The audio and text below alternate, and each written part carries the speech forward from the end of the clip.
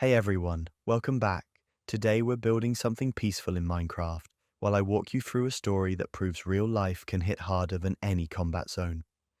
Tonight we're diving into the story of a soldier who comes home after 18 months abroad, flowers in hand and hope in their heart, only to be met not with the joyful reunion they imagined, but a betrayal so deep it shatters their life into before and after. And trust me, everything only gets darker from there. Before we jump in, I want to give a quick shout out to everyone who's been tuning in, leaving comments and supporting the channel. Your engagement means more than you know. It keeps this community growing and makes these stories worth sharing. So settle in, because this is where the calm ends and the story truly begins. I served 18 months overseas in a combat zone. 18 months of sand, heat, constant vigilance, and the kind of exhaustion that settles into your bones and just stays there. But I made it through because I had something to come home to. Jordan, my partner of 4 years, we talked about getting engaged before I deployed, about buying a house when I got back, about finally starting the life we'd been planning since college. Every video call, every email, every care package they sent kept me going when things got dark. And they got dark more times than I care to remember. About 3 weeks before my scheduled return date, my commanding officer called me into his office. My unit was rotating home early, 2 weeks ahead of schedule. I immediately thought about surprising Jordan. I could picture their face, the shock, the tears, the relief. I'd been dreaming about that moment for months, so I coordinated with Jordan's best friend, Maya, to keep it a complete secret. Maya was thrilled, said Jordan had been counting down the days, and that this would be the best surprise of their life. I arranged my leave, booked the flight, and spent the entire journey home imagining how perfect it would be. I landed at the airport around 8 in the evening. I was exhausted, jet-lagged, still adjusting to being back in a place where you don't have to scan rooftops for threats, but I was too excited to care. I stopped at a flower shop in the terminal that was about to close and bought this massive bouquet of Jordan's favorite flowers, these deep purple orchids that cost me way too much, but I didn't even blink. I just wanted everything to be perfect. The cab ride to our apartment felt like it took forever. I kept checking my phone, half expecting Maya to have accidentally spoiled the surprise, but there was nothing. Radio silence. Perfect. I got to our building around 10 at night. The lights were on in our apartment. Good. Jordan was home. I used my key as quietly as I could, trying not to make any noise in the hallway. My heart was pounding. I was grinning like an idiot, flowers in one hand, duffel bag in the other. I unlocked the door, stepped inside, and that's when I heard it. Laughter. Jordan's laugh, the one I'd been replaying in my head for a year and a half. But there was another voice mixed in. Lower, familiar in a way that made my stomach drop before my brain even caught up. I walked toward the bedroom. Each step felt heavier than the last. The door was cracked open, and I could see movement inside, shadows against the wall. I pushed the door open, and there they were, Jordan, in our bed, with someone else, not a stranger, not some random person I could compartmentalize and process later. My brother, my own brother. They were tangled up in sheets that I'd helped pick out, in a bed I'd assembled, in an apartment we'd chosen together. They both froze when they saw me, just completely stopped moving. Jordan's face went white. My brother wouldn't even look at me. For a second, nobody said anything. I just stood there holding these stupid flowers, still wearing my uniform, trying to make sense of what I was seeing, trying to understand how the two people I trusted most in the world could do this. Jordan started stammering something about being lonely, about how hard it was with me gone, about how it just happened and didn't mean anything. My brother just sat there, silent, couldn't even give me the courtesy of an explanation. I didn't yell, I didn't break anything. I just dropped the flowers on the floor, turned around, grabbed my duffel bag from where I'd left it by the door, and walked out. I heard Jordan calling after me, but I didn't stop. I couldn't. If I stopped, if I turned around, I don't know what I would have said or done. So I just kept walking. You almost have to admire the audacity of trying to blame loneliness when you're the one who chose to handle it by sleeping with your partner's sibling.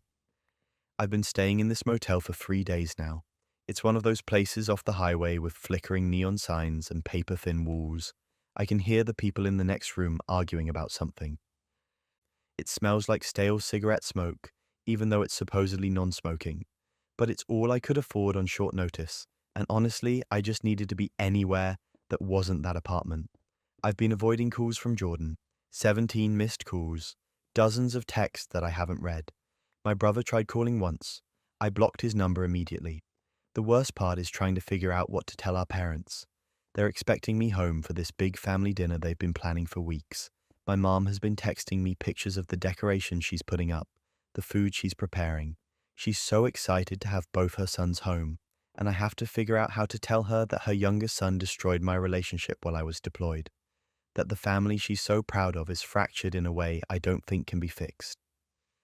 How do you even start that conversation? Hey mom, great news, I'm home early. Bad news, I caught my partner and my brother together. Past the mashed potatoes. Then came the breaking point. Maya called me this morning.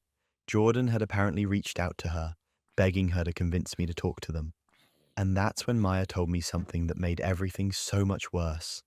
This wasn't a one-time thing. It wasn't some drunken mistake or a moment of weakness. Maya said she'd suspected something was going on for months, but didn't want to tell me while I was overseas because she thought it would destroy me. She'd seen my brother's car parked outside our apartment building multiple times when Jordan had told me they were working late or out with friends. She'd noticed them being weird together at family gatherings, exchanging looks, leaving rooms when I'd video call. Months. This had been going on for months, maybe longer, while I was dodging mortars and trying not to think about all the ways I could die in a desert thousands of miles from home. They were building a whole secret relationship behind my back. Every time Jordan said they missed me, every time they sent a care package, every time they told me they couldn't wait for me to come home, they were lying. And my brother, who I'd looked up to my entire life, who told me he'd keep an eye on Jordan while I was gone, was the one I should have been worried about. The thing about betrayal like this is that it doesn't just hurt in the moment. It rewrites everything that came before. Every memory is tainted now. Every happy moment has this shadow over it. I keep thinking about the last time I saw them before I deployed. My brother drove us to the base. Jordan cried when we said goodbye. My brother hugged me and told me to stay safe. And now I wonder if they were already together then, if they waited until my plane took off before they started, or if they had the decency to wait a few weeks. Not that it matters. I finally answered one of Jordan's calls last night. I don't even know why. Maybe I needed to hear them try to explain the inexplicable. They cried. A lot. Said it was the biggest mistake of their life, that they never meant to hurt me, that they'd end things with my brother immediately if I'd just come home and talk. And I just laughed, not because it was funny, but because the audacity of thinking that ending it now somehow makes it better. Like I'm supposed to be grateful they're willing to stop betraying me if I give them another chance. This feels like a deleted scene from a sitcom, except nobody's laughing and there's no resolution in 22 minutes. I told Jordan I'd be by the apartment this weekend to get my stuff. I'm not keeping anything that reminds me of them. I don't care what it costs to replace. I'd rather start over with nothing than keep living in the shadow of this. My brother tried to reach out through our mom. She doesn't know why we're not speaking, just that something happened. She's worried. I told her I'd explain everything when I'm ready. But I'm not ready. I don't know if I'll ever be ready. I'm staying in this motel until I figure out my next move. I've got some buddies from my unit who live a few states over. One of them said I could crash with him until I get back on my feet. Honestly, that sounds better than staying here. Better than being in the same city as the two people who destroyed everything. I gave 18 months of my life serving my country. I came home with scars, some you can see and some you can't. But nothing I experienced over there prepared me for this, for the kind of betrayal that doesn't come from an enemy. It comes from the people who were supposed to be home. Hold on, because if you think family betrayal can't get worse, the next story involves a secret that didn't just ruin a relationship, it demolished 3 generations. I'd been chasing this promotion for 4 years, 4 entire years of late nights, weekend projects, networking events where I smiled until my face hurt, and applications sent to what felt like every major company in the industry. I'd sacrificed vacations, skipped family gatherings, turned down invitations from friends so many times they eventually stopped asking. Everything I did was aimed at one goal, landing a director-level position that would finally validate all the work I'd put in. My spouse Alex knew how much this meant to me, or at least I thought they did. We'd had conversations about it, sure, plenty of them. Alex would nod along, say they understood, tell me it would all be worth it in the end. And I believed that. I genuinely believed we were on the same page, working toward the same future together. When the offer finally came through, I almost didn't believe it. 6 figures, full benefits, a team of 12 reporting directly to me. It was everything I'd been working toward, wrapped up in a single email that I must have read at least 20 times just to make sure it was real. I accepted on the spot, then immediately called the liquor store near our house and asked them to set aside their best bottle of champagne. I was going to surprise Alex. We were going to celebrate. This was our moment. I left the office early, something I hadn't done in months, maybe longer. The whole drive home I was rehearsing how I'd tell them, picturing the look on their face when they realized all the sacrifice had actually paid off. I picked up the champagne, grabbed some flowers from the shop next door, and drove home with this stupid grin I couldn't shake. The house was quiet when I walked in. Too quiet, actually, but I didn't think much of it at first. Alex's car wasn't in the driveway, but that wasn't unusual. I figured they were running errands or maybe picking up dinner as a surprise of their own. I set the champagne down on the counter, put the flowers in water, and that's when I noticed the manila envelope sitting in the exact center of the kitchen table. It had my name on it. Just my name, written in Alex's handwriting. No message, no context. For a second I thought maybe it was some kind of congratulations thing, like Alex had somehow found out about the job and put together a card or something sweet. I actually smiled when I picked it up. Then I opened it. Divorce papers, fully printed, formatted, official, and they were already signed. Alex's signature sat there at the bottom in blue ink, dated 3 days ago. 3 days. While I'd been traveling for my final round of interviews, Alex had apparently been meeting with a lawyer and signing away our marriage. There was a note too, folded once, tucked between the pages. I had to read it twice because the first time my brain just couldn't process what I was seeing. It said, "I can't compete with your ambitions anymore. I need someone who's actually present. I'm sorry it had to be this way, but I can't keep coming in second place to your career. I've already moved my things. The house is yours. I hope the promotion makes you happy." I just stood there holding this piece of paper that was apparently ending my marriage, and I didn't even know what to feel. Angry, sad, confused, all of it crashed together into this numb, buzzing sensation that made my hands shake. I called Alex immediately, straight to voicemail. I called again. Voicemail. I tried texting. Nothing. It was like they'd vanished into thin air, and I was left standing in our kitchen, or I guess my kitchen now, holding divorce papers I didn't even know were coming. That's when everything unraveled. I called Alex's parents, thinking maybe they'd know where to find them. Maybe they could explain what the hell was happening. Alex's mum picked up on the third ring, and the second I asked if she'd heard from Alex, there was this long pause that told me everything I needed to know. She knew. Of course she knew. She told me in this careful, almost apologetic voice that Alex had moved out 3 days ago. 3 days. The same day they signed the papers. Alex had packed up their things, loaded them into a U-Haul with help from their brother, and moved into a new apartment across town while I was in another state, shaking hands and doing final interviews for a job I thought we both wanted me to get. Their mum said Alex had been planning it for weeks. Weeks. She said Alex felt like they'd been trying to talk to me about feeling neglected, about needing more attention, more presence, but that I was always too focused on the next application, the next interview, the next step up the ladder. She said Alex didn't want to hold me back from my dreams, so they decided to let me go pursue them alone. I wanted to scream. I wanted to throw the phone. Instead, I just thanked her for telling me and hung up. The promotion I'd sacrificed everything for suddenly felt completely hollow. I stood there in the kitchen, champagne getting warm on the counter, flowers wilting in their vase, holding papers that legally ended a marriage I didn't even realize was falling apart. And the worst part, the part that made me feel like the floor was dropping out from under me, was that I couldn't even pinpoint when it had gone wrong. Had there been signs? Probably. Almost definitely. But I'd been so laser focused on my career that I'd missed them entirely. Every late night at the office, every weekend I'd spent prepping for interviews instead of spending time with Alex, every conversation I'd cut short because I needed to respond to an email or take a call. All of it had apparently been building toward this moment, and I'd been completely oblivious. I signed the papers that night. What else was I supposed to do? Alex was already gone. Their signature was already dry on the page. Fighting it would have just dragged things out, made everything messier, more painful.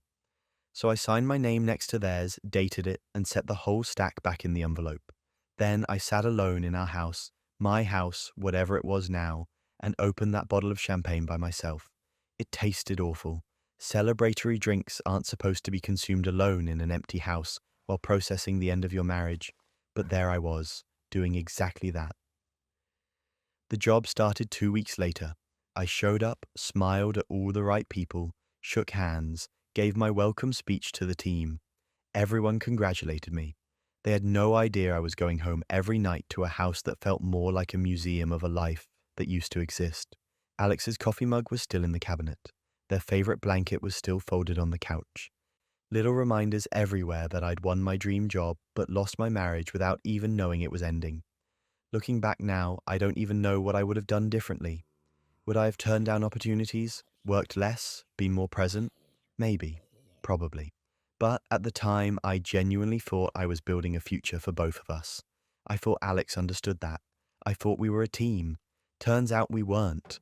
And I didn't figure that out until it was way too late to do anything about it. Sometimes you can be so focused on climbing the ladder that you don't notice the person holding it steady has already walked away.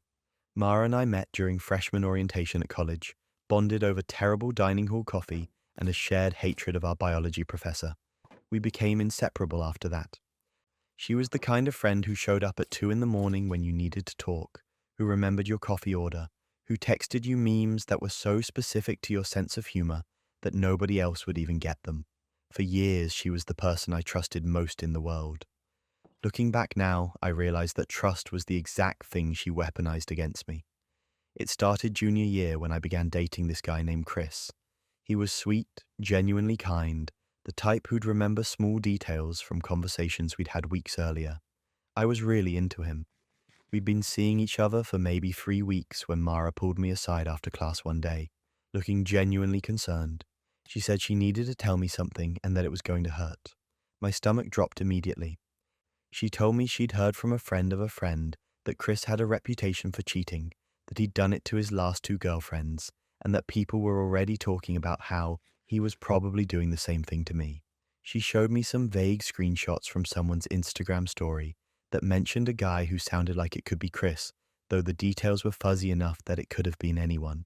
I felt sick, but I trusted Mara completely. She'd never steered me wrong before. So I confronted Chris about it that same night. He looked completely blindsided, denied everything, said he had no idea what I was talking about. But I'd already made up my mind. I broke things off. He seemed genuinely hurt and confused, which I chalked up to him being a good actor. Mara was there for me the whole time, telling me I'd dodged a bullet, that I deserved better, that she was proud of me for standing up for myself. I believed every word. Then it happened again. 6 months later, I started seeing a guy named Tyler. Same thing. 3 weeks in, Mara came to me with another story, this time about how someone had seen him on a dating app while we were together. She had screenshots again, blurry and unclear, but enough to make me doubt him. I ended things. Tyler reacted the same way Chris had, confused and hurt, insisting it wasn't true. But I trusted Mara. She was my best friend. Why would she lie? The 3rd time was with a guy named Ethan. We'd been dating for a month and I was actually starting to think this one might go somewhere. Then Mara showed up at my apartment one night, eyes red like she'd been crying. She said she didn't want to tell me but that she'd seen Ethan out with another girl at a bar across town. She said they were holding hands, that it was clearly romantic. I was devastated. I didn't even confront Ethan this time. I just sent him a text ending things and blocked his number. Mara stayed with me that whole weekend, bringing ice cream and telling me I was better off without him. You'd think the strategy would shift after pulling the same move 3 times in 2 years, but I genuinely didn't see the pattern. That's when everything unraveled. About a month after I'd ended things with Ethan, I got a DM on Instagram from someone I didn't know. The username was Chris's last name, and the profile picture was of a woman who looked vaguely familiar. The message said, "Hey, I know this is random, but I'm Chris's sister." He's been really messed up since you two broke up, and I'm trying to understand what happened. He said you just cut him off out of nowhere, and he never got an explanation. Did he do something? My first instinct was to ignore it, but something about the message felt genuine. I responded, explaining that I'd heard he had a history of cheating and that I wasn't interested in getting hurt. She replied almost immediately. She said Chris had never cheated on anyone in his life, that he'd been genuinely confused and heartbroken when I ghosted him, and that she had no idea where I'd gotten that information. Then she said something that made my blood run cold. She said the only person who ever messaged him after you two stopped talking was someone claiming to be you. She sent him really cruel messages, and he thought it was you the whole time. She sent me screenshots, messages from an account with my name, my profile picture, everything. The messages were vicious. They called Chris pathetic, said I'd been using him, told him to stop trying to contact me, or I'd get a restraining order. I'd never sent any of those messages. I didn't even have Chris blocked at that point because I thought we'd ended on mutual terms. I felt like the floor had dropped out from under me. I asked her if she knew who sent them.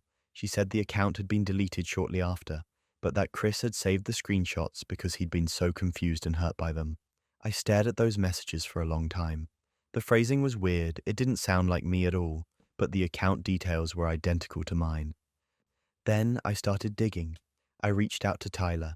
He'd blocked me, but I managed to get a message through explaining what I'd just learned and asking if anything similar had happened to him. He responded a few hours later. Same thing. Someone had messaged him pretending to be me, saying horrible things, making it clear I wanted nothing to do with him. He'd thought I was cruel and unstable, and he'd blocked me to avoid further drama. He still had the screenshots. I asked him to send them. They matched the same writing style as the messages sent to Chris. This whole time, she'd been pulling strings I didn't even know existed. I contacted Ethan next. Same story. Someone using my name and photos had messaged him after I'd ended things, telling him to leave me alone in the most degrading way possible. He'd been so hurt and angry that he'd deleted everything and moved on. But he remembered the messages. He said they didn't sound like me, but he'd assumed I was just showing my true colors.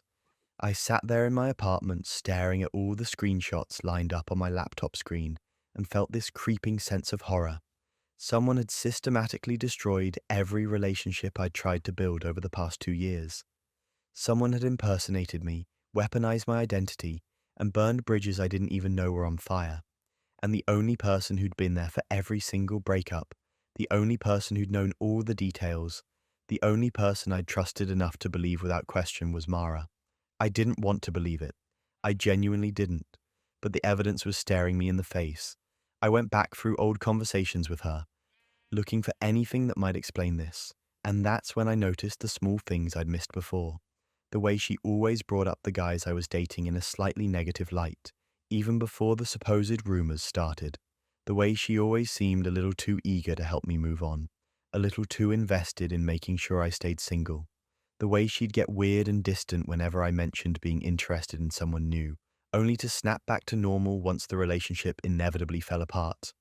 I didn't confront her right away. I needed to be sure. So I set up a fake dating profile, matched with a random guy I had no intention of actually meeting, and casually mentioned to Mara that I'd started talking to someone new. I didn't give her his name or any real details, just said I was excited about it. 2 days later, she came to me with another story. She said she'd heard from a mutual friend that this new guy, who she somehow knew details about, despite me never telling her, was bad news. She had screenshots again. Vague, blurry, convenient. That's when I knew for sure. I confronted her in person. I showed up at her apartment unannounced, walked in, and just laid it all out. I told her I knew what she'd done. I showed her the screenshots from Chris's sister, from Tyler, from Ethan. I told her I knew she'd been pretending to be me, sabotaging my relationships, lying to my face for 2 years. I asked her why. She didn't deny it. She just stared at me for a long time, and then she started crying. Not the kind of crying you do when you're caught and trying to manipulate your way out of it. Real, ugly, desperate crying. She said she'd been in love with me since sophomore year of college. She said she couldn't stand watching me date other people, couldn't stand the idea of losing me to someone else. She said she thought if she could just keep me single long enough, I'd eventually see her the way she saw me. She said she knew it was wrong, but she couldn't stop herself. I just stood there, completely numb. Part of me wanted to scream at her, part of me wanted to cry, but mostly I just felt this overwhelming sense of betrayal that I didn't even have words for. This person I trusted more than anyone, who I'd shared everything with, who I'd thought had my back no matter what, had spent 2 years systematically destroying my chance at happiness because she was too selfish and cowardly to just tell me the truth. I told her we were done. I blocked her number, blocked her on every social media platform, told our mutual friends what she'd done. Some of them believed me, some of them thought I was overreacting. I didn't care. I just needed her out of my life. It's been 6 months now. I haven't spoken to her since that day. I heard through a mutual friend that she moved to a different city, started over somewhere new. I hope she got help. I genuinely do. But I also know I'll never forgive her. Not for the lies, not for the manipulation, but for making me doubt myself and everyone around me for 2 years. I wasted so much time believing her, so much time thinking I was the problem, that I wasn't good enough, that every relationship I tried to build was doomed from the start. The worst part is, I still catch myself second-guessing people. When someone tells me something now, there's always this little voice in the back of my head asking if they're lying, if they have some hidden agenda, if they're going to turn out to be another Mara. I hate that she left me with that. I hate that I'll probably carry it for a long time. You really never know who's got a knife behind their back until they're close enough to use it. Speaking of people hiding their true intentions, wait until you hear what happened when someone discovered what their partner was really doing on a phone they didn't know existed. I was doing that thing where you deep clean because you're procrastinating on actual responsibilities. You know the drill. Vacuuming under the bed, reorganizing drawers you haven't touched in months, pretending dust bunnies are the real enemy. I stripped the sheets off our bed to wash them, and when I lifted the mattress to tuck the fitted sheet back in, something slid out from between the mattress and box spring. A phone. Not Sam's iPhone with the cracked screen that was always glued to their hand. This was an old Android scratched up with a case I'd never seen before. My first thought was that it was an old phone Sam forgot about. Maybe from a previous relationship or a backup they kept around in case their main phone died. I almost tossed it back, but something made me plug it in. Curiosity, I guess. Or maybe some part of me already knew. The charging cable fit, and I left it on the dresser while I finished making the bed. 20 minutes later I came back, and the screen was lit up. No lock screen, no passcode. Just a home screen with a handful of apps and a notification banner showing 3 unread messages from someone named Riley. I should have put it down. I should have asked Sam about it first, but I didn't. I unlocked it and the Messages app opened right up. The most recent conversation was with Riley, and I scrolled up thinking maybe this was a work thing or an old friend. It wasn't. The messages were intimate. Not just friendly, not just flirty, intimate. Photos I won't describe here. Plans to meet up at hotels I recognized because they were in our city. 8 months of messages. 8 months of Sam telling this person how much they missed them, how they couldn't wait to see them again, how being apart was torture. I felt my hands go numb. My brain was doing that thing where it tries to rationalize what you're seeing because the alternative is too awful to process. Maybe it was old, maybe it was from before we got together, but the timestamps were recent, last week, 3 days ago, yesterday. Then I saw my name. Sam had written, "Still playing house with the clueless one." Riley responded with a laughing emoji. Another message, "Do they suspect anything?" Sam replied, "Not a chance. They believe everything I say." The room started spinning. I sat down on the edge of the bed, still holding this phone like it was evidence at a crime scene, which I guess it was. I kept scrolling. There were group chats with Sam's friends, people I'd met at parties, people who smiled at me and asked how I was doing. They were all in on it, laughing about how oblivious I was, joking about how long Sam could keep it going. One of them had written, "You're playing a dangerous game," and Sam replied, "It's not dangerous if they're too stupid to notice." I want to say I threw the phone across the room, or screamed, or did something dramatic, but I didn't. I just sat there, reading message after message, watching my entire relationship disintegrate in real time. Every inside joke we had, every trip we took, every time Sam said they loved me, it was all just part of the performance, and I was the only one who didn't know I was in a show. I don't know how long I sat there. Long enough that my legs went numb, long enough that I heard the front door open downstairs and Sam's voice calling out, asking if I was home. I stood up, shoved the phone in my pocket, and went downstairs. Sam was in the kitchen, pulling leftovers out of the fridge, asking how my day was. Normal, casual, like they hadn't spent the last 8 months destroying me behind my back. I didn't say anything at first. I just watched them move around the kitchen, heating up food, scrolling through their real phone, the one I was supposed to know about. They looked up and asked if I was okay. I said I found something. They asked what. I pulled the Android out of my pocket and set it on the counter between us. The color drained from their face. Actual drained, like someone pulled a plug. They opened their mouth, closed it, opened it again. Started to say it wasn't what it looked like, that it was an old phone, that they could explain. I let them talk for maybe 30 seconds before I unlocked the screen and turned it toward them. Riley's messages were right there. The group chat was right there. Everything was right there. Sam's face crumbled. They reached for the phone and I pulled it back. They tried to say Riley didn't mean anything, that it was a mistake, that they were going to end it. I asked when. They didn't have an answer. I asked how long they'd been planning to keep this going. They didn't have an answer for that either. I asked if they ever actually loved me, or if I was just convenient. They started crying. I didn't. You almost have to admire the commitment it takes to maintain a double life for that long. 8 months of lying every single day, remembering which version of yourself you're supposed to be, depending on who's in the room, making sure your stories line up, deleting messages, hiding phones. It's exhausting just thinking about it.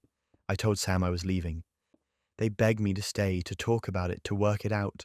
I asked if Riley knew about me. Sam went quiet. I asked again. They admitted Riley knew.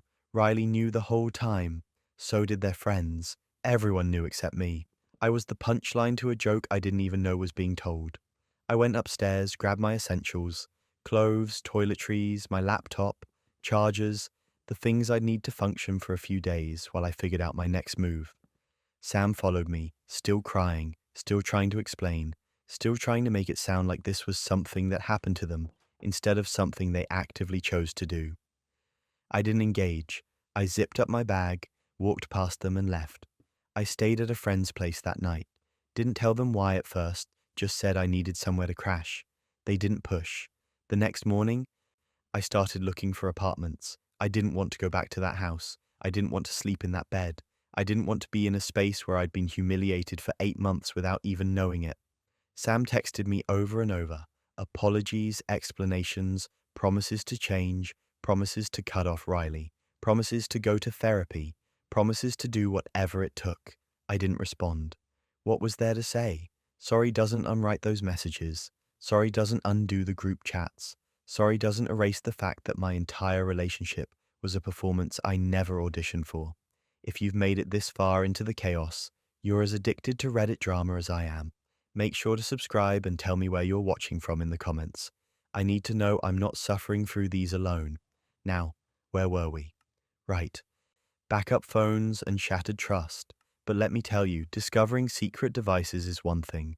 What happens when your boss tries to destroy your career is a whole different level of warfare. I found out later from a mutual friend that Sam and Riley are still together. Apparently, they went public the week after I left, changed their relationship status on social media, started posting photos together, the whole thing. I blocked them both, but people still felt the need to update me, like I needed to know, like it mattered. It didn't matter. What mattered was that I got out. What mattered was that I didn't waste any more time on someone who saw me as a placeholder, a backup plan, the person you keep around until something better comes along. Except Sam already had something better and just didn't want to give up the convenience of having me around too. I signed a lease on a new place 3 weeks later. Small studio apartment, nothing fancy, but it was mine. No shared history, no memories of being lied to in every room. I packed up the rest of my things while Sam was at work. Didn't leave a note, didn't say goodbye, just took what was mine and left the keys on the counter.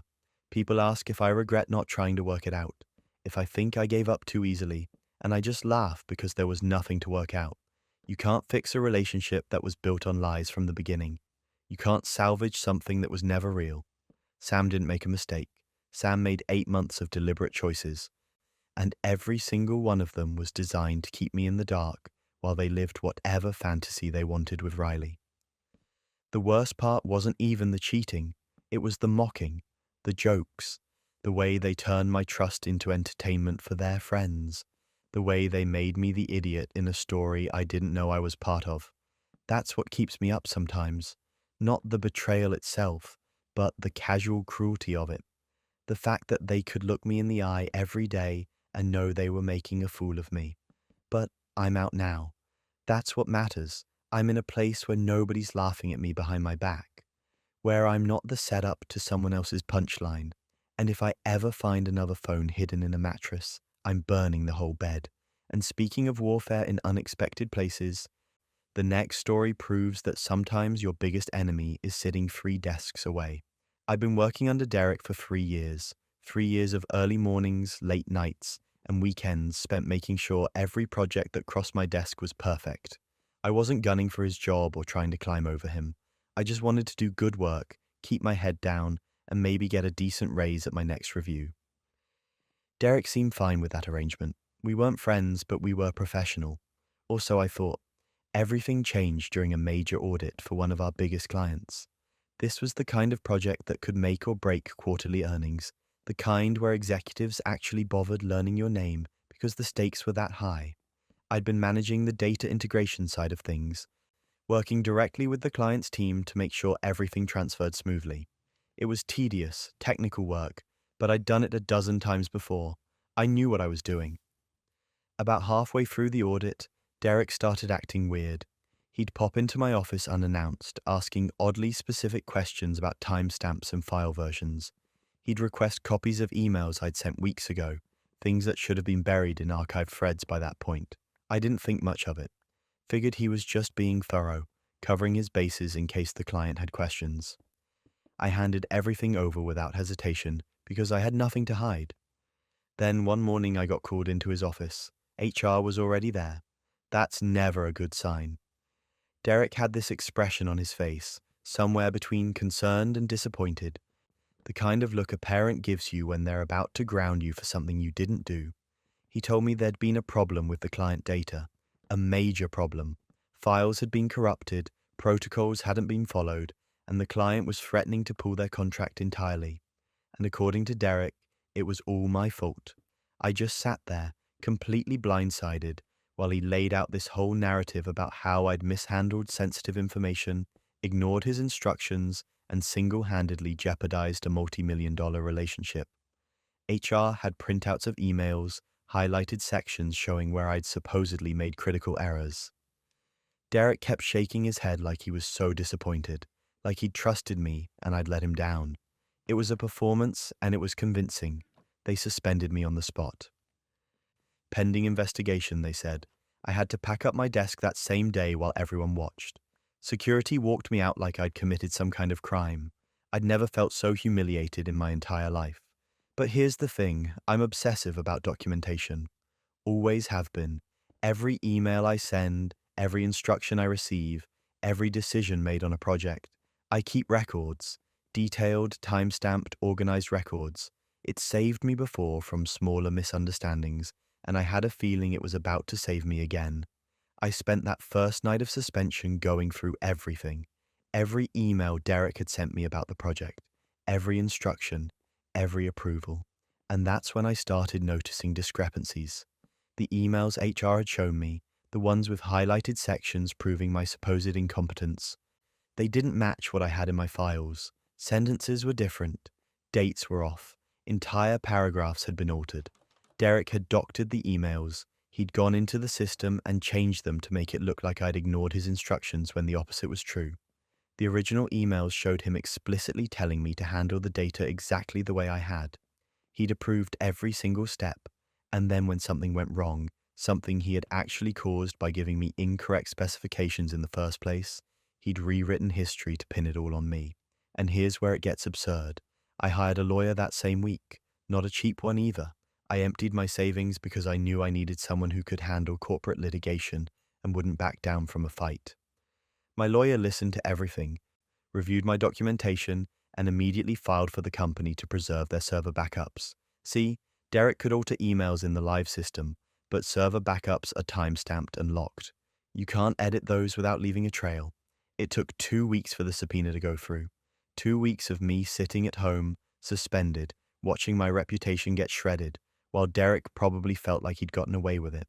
But when those backups came through, they told a very different story. Every original email was there, untouched, showing exactly what had happened. Derek had made the error. Derek had given me the wrong specifications. Derek had approved everything I did. And then Derek had systematically gone back and altered dozens of emails to cover his tracks and make me the scapegoat. My lawyer compiled everything into a single document, every altered email next to its original version, every lie Derek had told, laid out in chronological order with timestamps and metadata, proving exactly when he'd made the changes. It was damning. Absolutely, completely damning. Now, my lawyer advised me to send this directly to the CEO and legal department. Handle it quietly, professionally, let them deal with Derek internally. That would have been the smart play, the safe play, but I was done playing it safe. Derek had tried to destroy my career, my reputation, everything I'd built. He'd walked me out of that office like a criminal in front of my colleagues, so I decided to return the favor. I forwarded the entire evidence packet to the company directory, every single employee. Subject line, the real story. In the body of the email, I laid it out simply. I'd been suspended for errors I didn't make. My boss had altered emails to frame me. Here was the proof. Draw your own conclusions. I hit send at 9 in the morning on a Tuesday, right when I knew most people would be settling in at their desks, checking emails with their coffee. Then I sat back and waited. My phone started ringing within minutes. Former colleagues, people from other departments, even a few executives. The company's internal chat system apparently exploded. People were forwarding the email, discussing it, comparing notes about their own experiences with Derek. Turns out I wasn't the first person he'd thrown under the bus. I was just the first one with enough documentation to prove it. HR called me within an hour, then the CEO, then the legal department. Everyone wanted to talk. Everyone wanted to know if the evidence was real, if I had more, if I was planning to sue. I told them everything was documented and verifiable. I told them my lawyer had copies of everything, and I told them I wanted my job back with full back pay for the suspension, or I'd be filing a lawsuit that would make their legal team's year very unpleasant. Derek was terminated within 48 hours. They tried to keep it quiet, but word spreads fast in an office, especially when someone gets walked out by security the same way they'd walked me out 2 weeks earlier. Poetic justice doesn't get much cleaner than that. I was reinstated the following Monday. Full back pay, formal apology from the CEO, and a nice bump in my salary that I'm pretty sure was meant to keep me from suing anyway. My first day back, people kept stopping by my desk. Some apologized for not speaking up during my suspension. Others congratulated me for exposing Derek. A few admitted they'd suspected he was corrupt but never had proof. The best part was cleaning out Derek's old office. They'd moved me into it as part of my reinstatement. I found a folder in his desk drawer labeled Documentation, which was ironic considering what he'd tried to do to me. Inside were printed emails, notes about other employees, little reminders to himself about whose work he could take credit for, or whose mistakes he could exploit. The guy had been running his own little empire of manipulation, and I'd accidentally torn it down by refusing to be his scapegoat. Looking back, I know I could have handled it more quietly. I could have let the company deal with Derek behind closed doors, kept my head down, taken my reinstatement and moved on. But watching him get exactly what he deserved, watching everyone see proof of what he'd done, that was worth every risk. Sometimes you have to burn bridges to expose the arsonist, and sometimes the arsonist deserves to watch his own handiwork come back to haunt him. I took one of those DNA ancestry tests as a Christmas gift from my girlfriend. She thought it would be fun to see where my family came from, maybe find some distant cousins in Europe, or discover I was part Viking or something interesting like that. I spit in the tube, mailed it off, and honestly forgot about it for a few weeks. When the email finally came saying my results were ready, I was sitting at my desk at work, bored out of my mind. So I figured why not check it out? The ancestry percentages were pretty much what I expected. Mostly European, a little bit of this and that, nothing shocking. But then I scrolled down to the relatives section, and that's where everything stopped making sense. There was a match labeled close family, possible half-sibling. His name was Marcus. He was 32 years old. I'm 30. I stared at that screen for probably 5 full minutes, refreshing the page over and over like it was going to change if I just gave it enough chances. I called my parents immediately. Didn't even think about it, just dialed my mum's number and waited.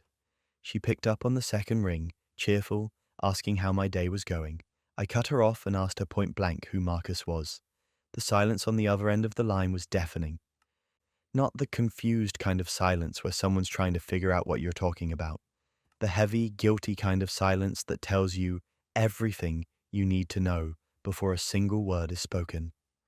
My dad grabbed the phone. I could hear him in the background telling my mom to let him handle it. He tried telling me it was probably a mistake, that those DNA tests aren't always accurate, that I shouldn't read too much into it, but his voice had this edge to it, this desperation that made it clear he was lying. I told him I wasn't an idiot, that the test said possible half-sibling, and I wanted to know what was going on. He stumbled through a few more half-hearted denials before I just hung up. I couldn't listen to it anymore. That same night, Marcus messaged me through the DNA site. The message was short, almost cautious. He said he'd known about me for years. He said he understood if I didn't want to talk, but that if I had questions, he was willing to answer them. I didn't respond right away. I just sat there staring at his profile picture. We looked alike, not kind of alike, identical. Same nose, same jawline, same eyes. It was like looking at a version of myself I'd never met. And here's where it gets absurd. I messaged him back the next day. We agreed to talk on the phone, and that's when he told me everything. Our father had another family when I was born. Not an affair, a whole separate family. Marcus's mom and our dad had been together for years before my mom came into the picture.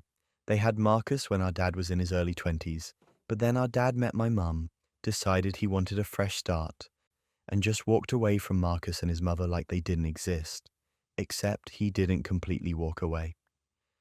Marcus said his mum told him that my parents had paid her to stay quiet, a lump sum and monthly payments for years, as long as she never contacted them, never caused problems, never told anyone the truth. She took the money because she was young and broke and didn't see another option. Our father moved cities when I was 2 years old, dragged my mum across the state, and buried the whole thing so deep that I grew up not having a clue any of this existed. Marcus said he'd found out about me when he was 18. His mum finally told him the truth after he kept asking why he didn't have a dad like other kids. He'd spent years debating whether to reach out, whether to blow up my life with information I might not want to know. He only took the DNA test himself because he was curious if there were other siblings out there he didn't know about. He never expected me to take one too. I called my parents again after that conversation. This time I didn't give them room to dodge. I told them I'd talked to Marcus, that I knew everything, and that I wanted to hear it from them. My mum started crying immediately.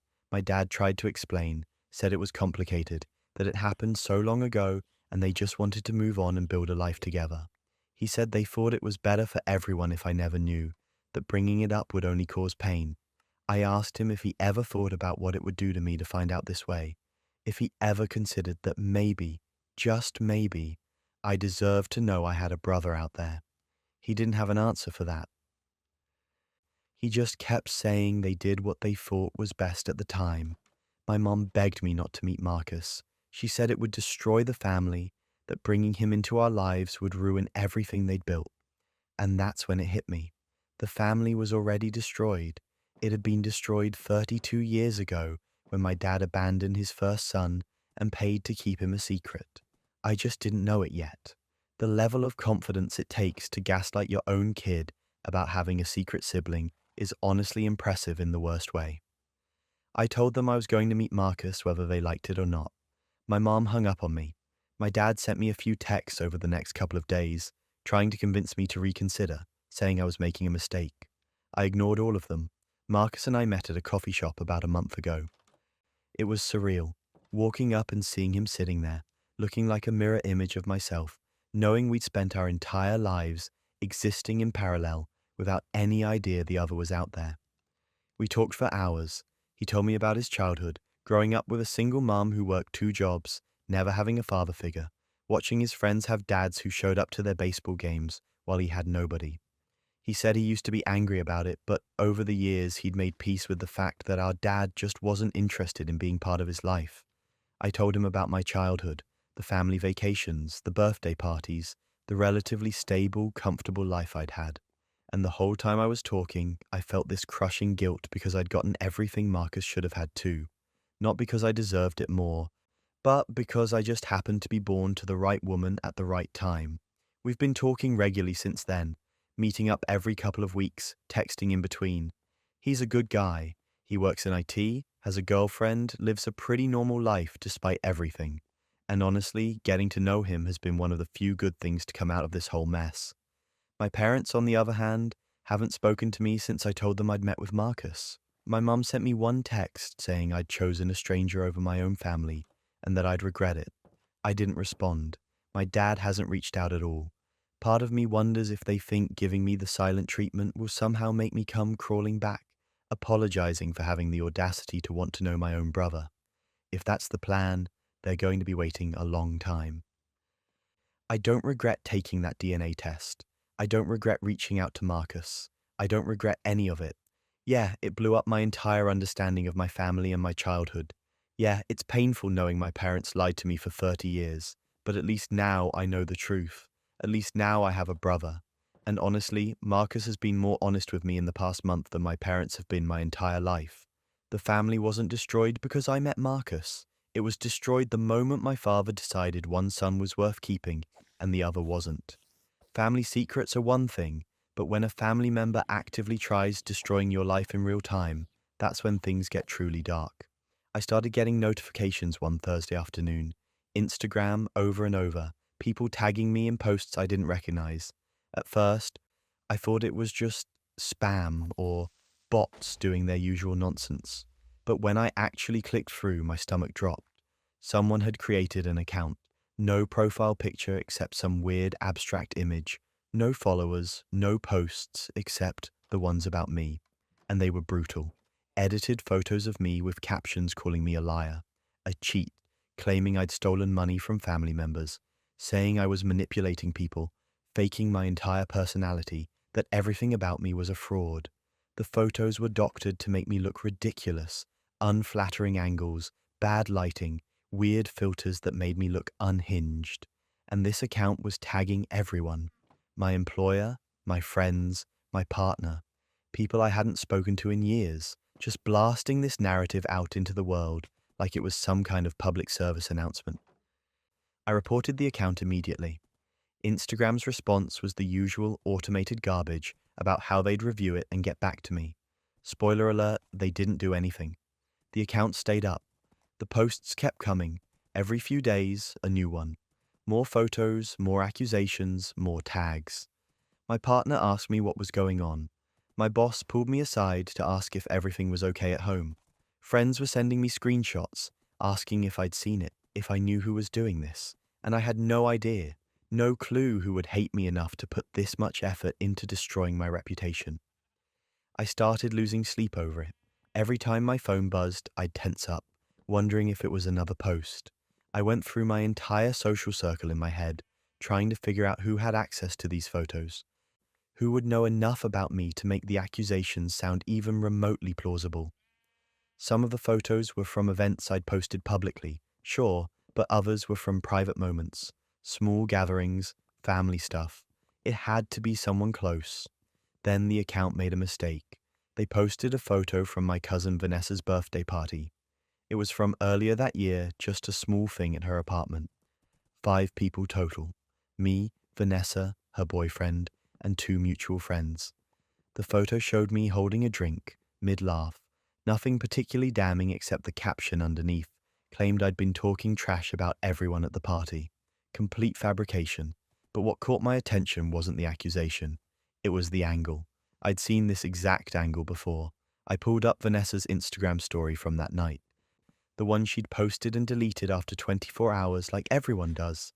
Except I'd screenshotted it because she'd tagged me and I wanted to save it. Same angle, same lighting, same background. The only difference was that her version had a cute caption about friendship, and this one was trying to ruin my life.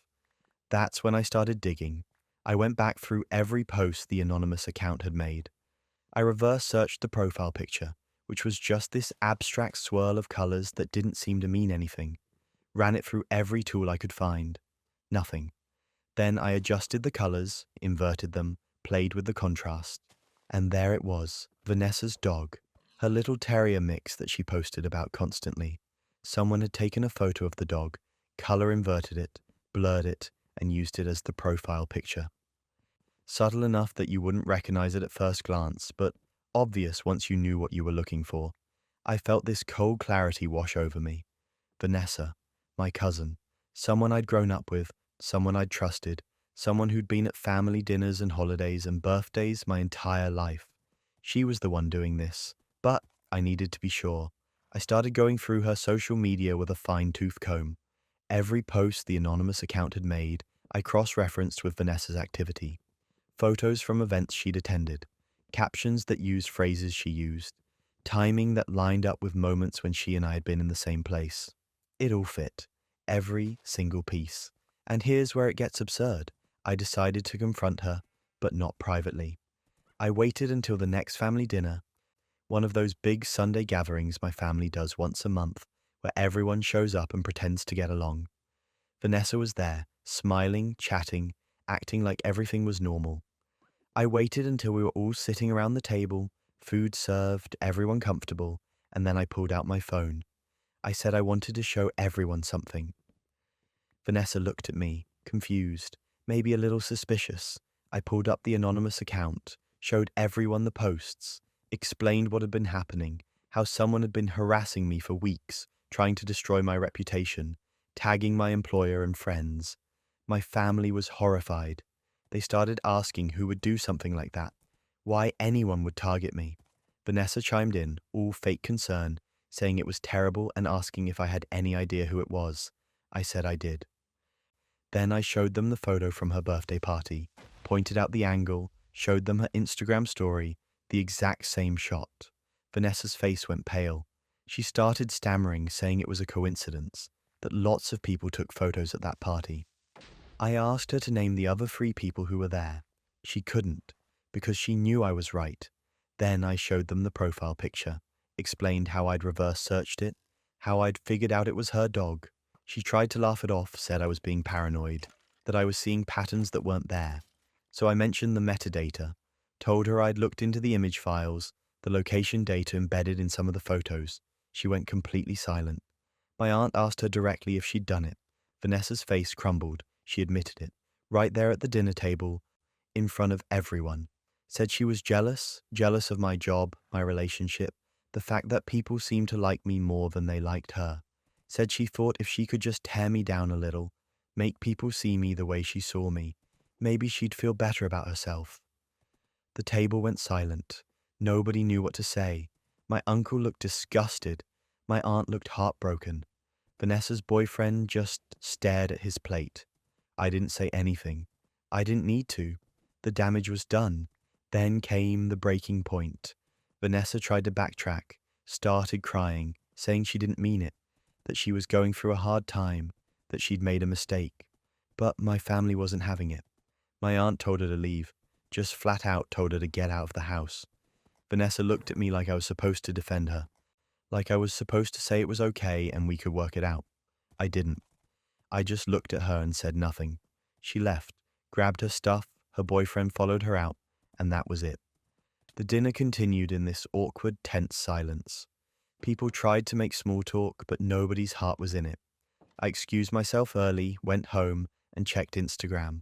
The anonymous account was gone, deleted. Every post, every comment, every tag. Vanessa had scrubbed it all, but the damage to her reputation was already done. Word spread fast. Family group chats lit up. Cousins I hadn't heard from in months were messaging me, asking if it was true, if Vanessa had really been behind it. People were furious. Vanessa had always been a little competitive, a little insecure, but this was next level. This was calculated, malicious, sustained harassment over weeks, and everyone knew. She tried to apologize later, sent me a long text about how sorry she was, how she'd been in a bad place mentally, how she hoped we could move past it. I didn't respond. What was there to say? Sorry doesn't undo weeks of harassment.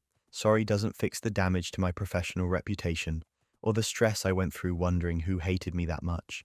Sorry is just a word people use when they get caught and want the consequences to go away. I blocked her number, blocked her on every platform, haven't spoken to her since. My family still invites her to things occasionally, but it's different now. People are distant. Conversations are surface level. Nobody trusts her the way they used to, and honestly, I don't feel bad about it. She made her choices. She spent weeks trying to destroy me because she couldn't handle her own insecurity. That's on her. The weirdest part is that I don't even feel angry anymore. Just tired. Tired of people who are supposed to care about you turning out to be the ones holding the knife. Tired of having to defend myself against accusations I didn't even know existed. Tired of looking over my shoulder, wondering who's going to try to tear me down next. But at least I know now. At least I'm not waiting for the other shoe to drop. Vanessa showed me exactly who she was, and I believe her. Jealousy from family is brutal, but wait until you hear what happened when someone's good deed turned into the con of a lifetime. I was sitting in a coffee shop on a Tuesday afternoon, working on my laptop, when this woman came up to my table looking absolutely wrecked. Her eyes were red, mascara smudged down her cheeks, and she was shaking. She apologized for bothering me, and then launched into this story about how her wallet had been stolen from her car while she was inside ordering coffee. She said she lived 2 hours away, had driven here for a job interview, and now had no way to get home. No credit cards, no cash, no gas in the tank. She just needed enough to fill up and make it back. I felt terrible for her. She seemed genuinely distressed, and I've been in situations where I needed help from strangers before. I pulled out my wallet and gave her $60. It was more than she asked for, but I figured she might need food or something along the way. She hugged me, thanked me like I'd saved her life, and asked for my number so she could pay me back once she got home and sorted everything out. I gave it to her, not really expecting to hear from her again, but hoping she'd be okay. She texted me the next day, just a simple thank you message saying she made it home safely and that she'd send the money back as soon as she could. I told her not to worry about it, that I was just glad she was safe. She sent back a string of grateful emojis, and that was that. I figured the story was over. A week later, she texted again. Her name was Casey, and this time she said there was a family emergency. Her mom was in the hospital and she needed to get there, but was short on cash until her paycheck cleared. She asked if I could lend her $200 and promised she'd pay back everything she owed me by the end of the month. I hesitated.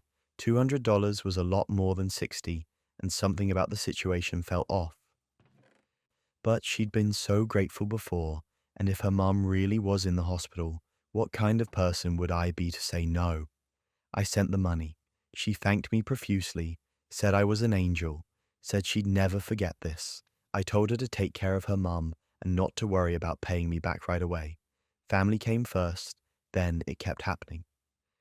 Every week or two there was a new crisis. Her car broke down and she needed money for a tow. Her landlord was threatening to evict her and she was short on rent. Her phone was about to get shut off and she needed it for work. Each time she sent long messages explaining the situation, apologizing for asking, promising to pay me back.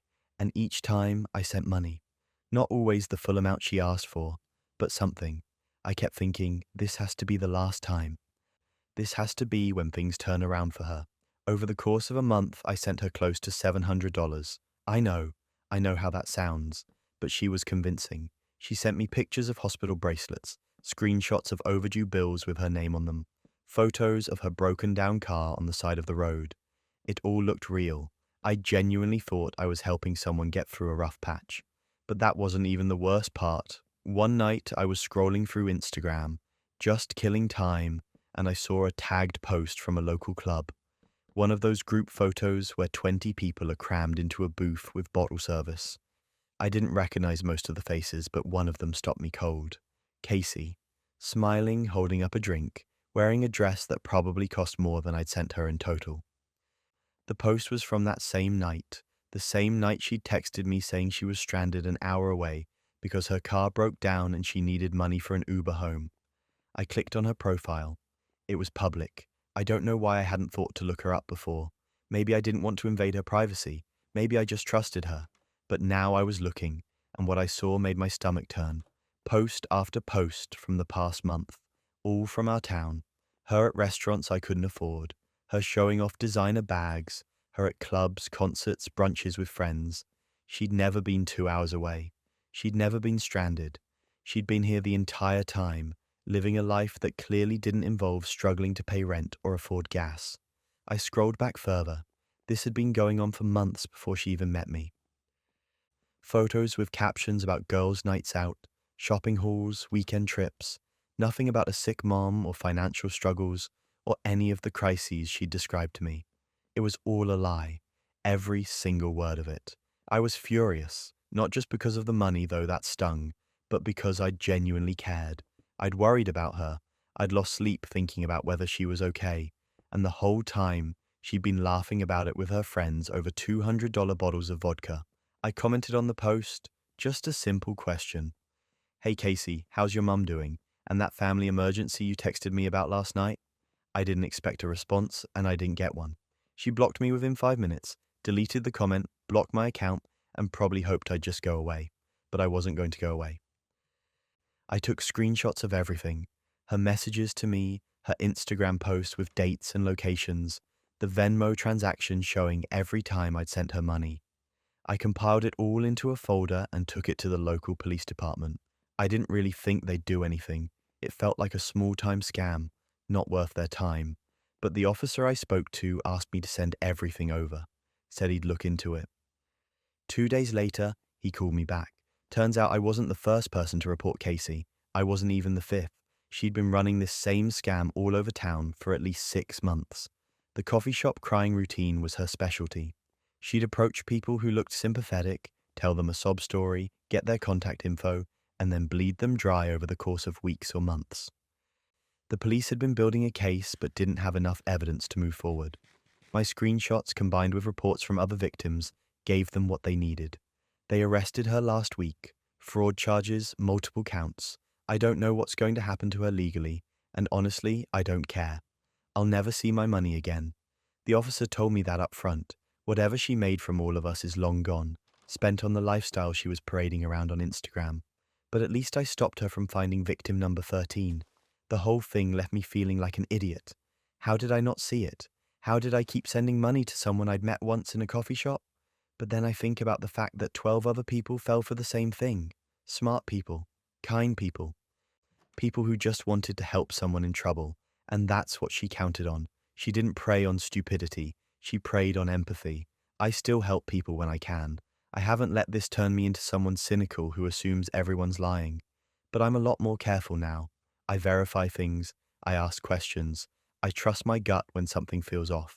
And I never ever send money to someone I don't know based on a story alone, no matter how convincing it sounds or how many tears they cry.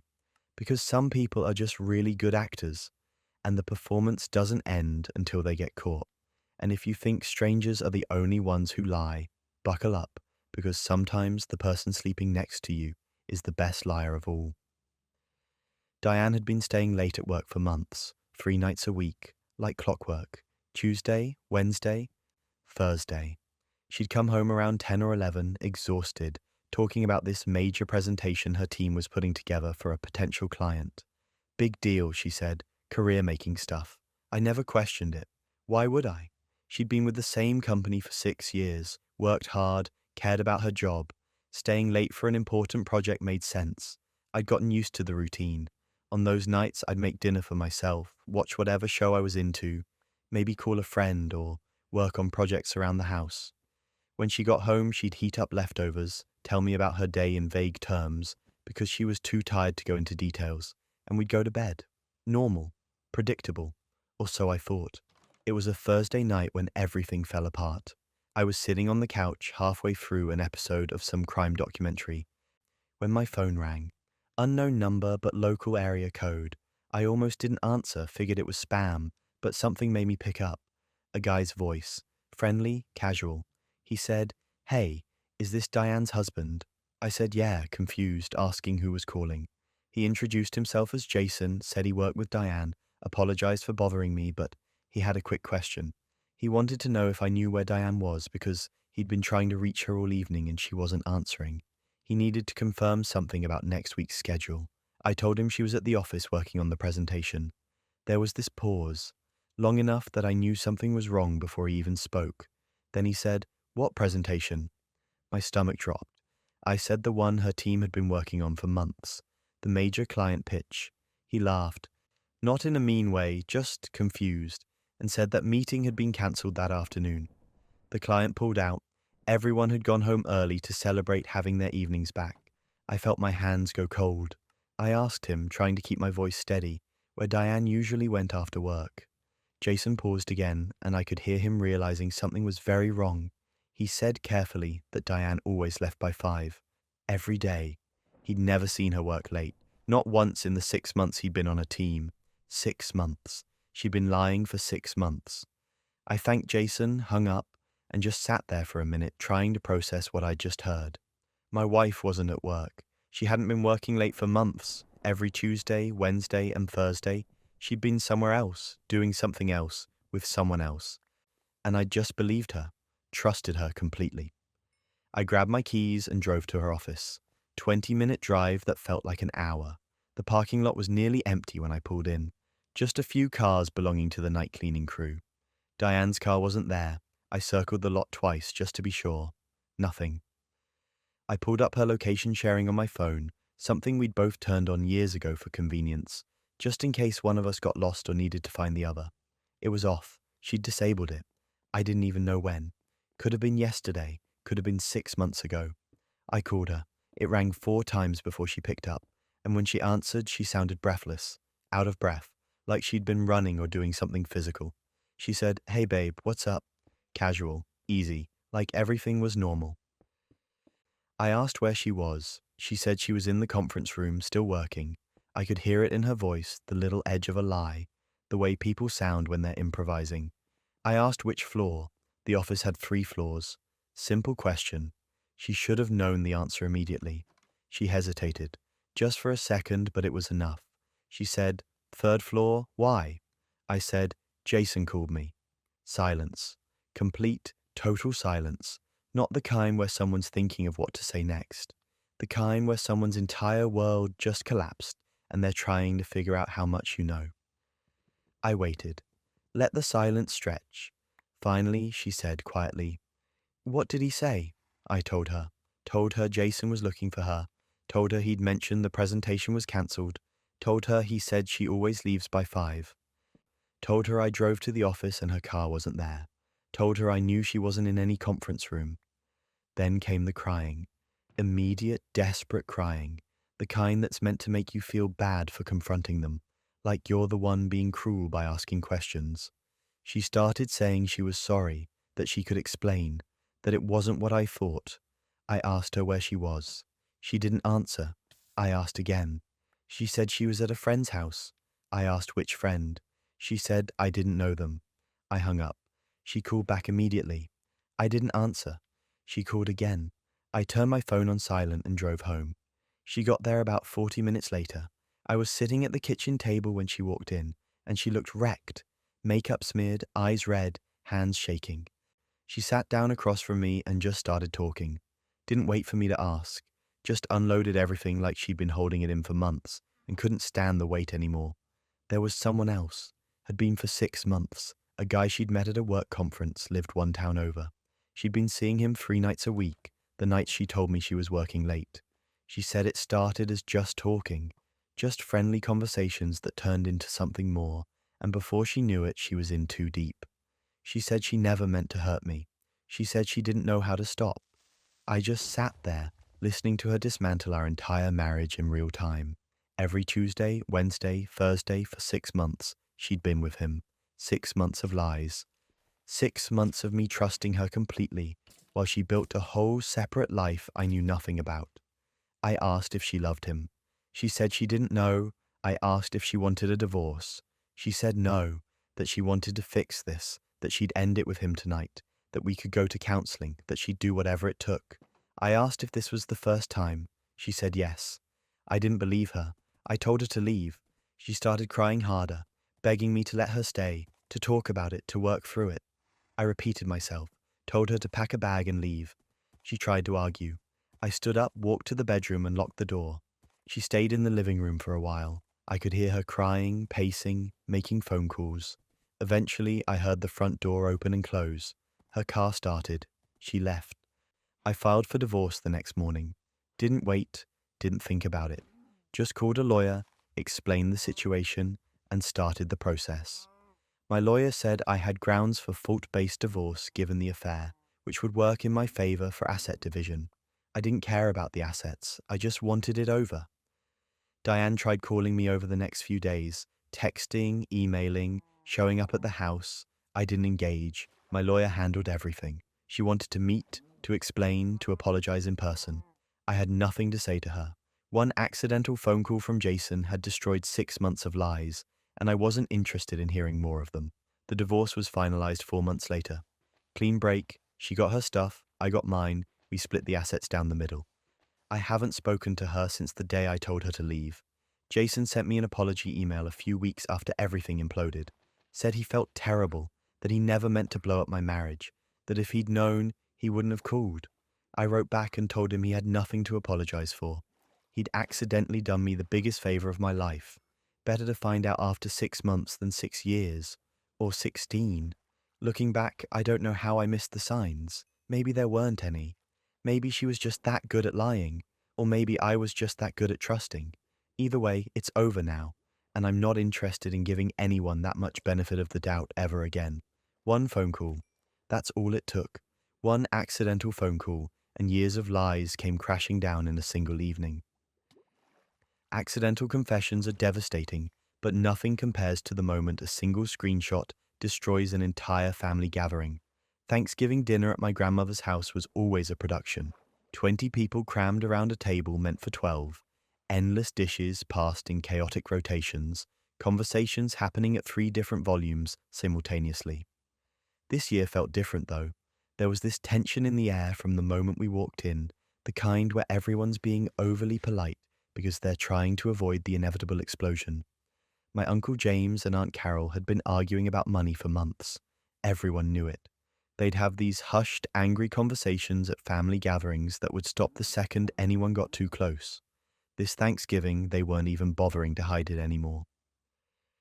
They sat on opposite ends of the table, barely looking at each other, taking shots whenever someone brought up anything, even remotely financial.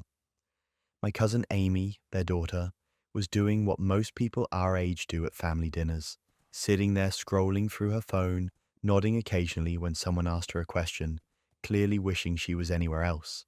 I didn't blame her. If my parents were in the middle of whatever James and Carol had going on, I'd be checking out too. We were maybe halfway through dinner when Amy suddenly gasped. Not a subtle, oh, that's interesting gasp. A full, sharp intake of breath that made everyone at the table stop mid-conversation and look at her. She was staring at her phone, face completely pale, eyes wide like she'd just witnessed something horrible. My Aunt Carol asked if she was okay. Amy didn't respond, she just kept staring at her phone, and then she said, "Wait, are you serious?" Nobody knew what she was talking about. My grandmother asked what was wrong. Amy looked up, looked around the table at everyone, and her face just crumbled. That's when we all noticed the TV. Amy had been connected to it via screen mirroring earlier, to show us some photos from a trip she'd taken. She'd forgotten to disconnect. Her phone screen was being broadcast on the 70-inch TV mounted on the wall behind my Uncle James. The family group chat was open, not the main family chat where everyone shares recipes and makes plans. A different one that didn't include my uncle. The messages loaded on screen, months worth of them. All of us could see them in high definition, clear as day. Messages from my Aunt Carol, my cousins, my grandmother, even a few from my other uncle. All of them talking about James, mocking him, complaining about him, saying things that no one should ever have to see written about them by their own family. My aunt had written that he was useless, that she regretted marrying him, that he'd never amount to anything, and she was tired of carrying the financial burden while he coasted. My cousins had joined in, making jokes about his failed business ventures, calling him incompetent. But the worst messages, the ones that made the whole room feel like the air had been sucked out of it, were from my grandmother. She'd called him a failure, said he'd always been the disappointment of her children, said she didn't know how she'd raised someone so pathetic. These weren't heat-of-the-moment texts. They were calculated, repeated, part of an ongoing conversation that had apparently been happening for months in a chat specifically designed to exclude him. My Uncle James was sitting with his back to the TV. He didn't see it at first. He just noticed that everyone had gone completely silent and was staring at something behind him. He turned around, started reading. I watched his face change in real time. Confusion, then recognition, then this awful kind of understanding as he realized what he was looking at. He read his wife's messages, his kids' messages, his mother's messages. Nobody moved. Nobody said anything. Amy was frozen, still holding her phone, tears streaming down her face. My Aunt Carol looked like she wanted to disappear into the floor. My grandmother just sat there, mouth slightly open, no excuses forming. James stood up slowly. He didn't yell, didn't cry, didn't make a scene. He just looked at each person who'd been in that chat. His wife, his kids, his mother, his brother, one by one, just looked at them with this expression I can't even describe. Betrayal doesn't cover it. Devastation doesn't cover it. It was deeper than that. Then he walked out, just grabbed his coat from the rack by the door and left. Didn't say a word, didn't slam the door, just left. The room stayed silent for what felt like an eternity, but was probably only 30 seconds. Then my Aunt Carol got up and ran after him. We heard the front door open and close again, heard her car start a few minutes later. She didn't come back inside first, just left. Amy was sobbing now, trying to apologize to no one in particular. My grandmother tried to say something about how it wasn't meant to hurt him, that it was just venting, that everyone complains about family sometimes. Nobody responded. What was there to say? We'd all just watched a man discover that the people closest to him had spent months tearing him apart behind his back. There's no spin that makes that okay. And here's where it gets absurd. My other aunt, Carol's sister, tried to restart dinner conversation, actually tried to pivot back to normal like we hadn't just witnessed a family implode in real time. She started asking my cousin about college classes. The audacity of trying to pretend everything was fine while James's untouched plate was still sitting there was almost impressive. Nobody engaged. People started making excuses and leaving within 20 minutes. I found out later that James went to a hotel that night. Carol tried calling him probably 50 times. He didn't answer. Amy sent him a long apology text that he never responded to. My grandmother apparently tried to explain herself the next day, called him and left a voicemail about how she loved him, and it was taken out of context. He blocked her number.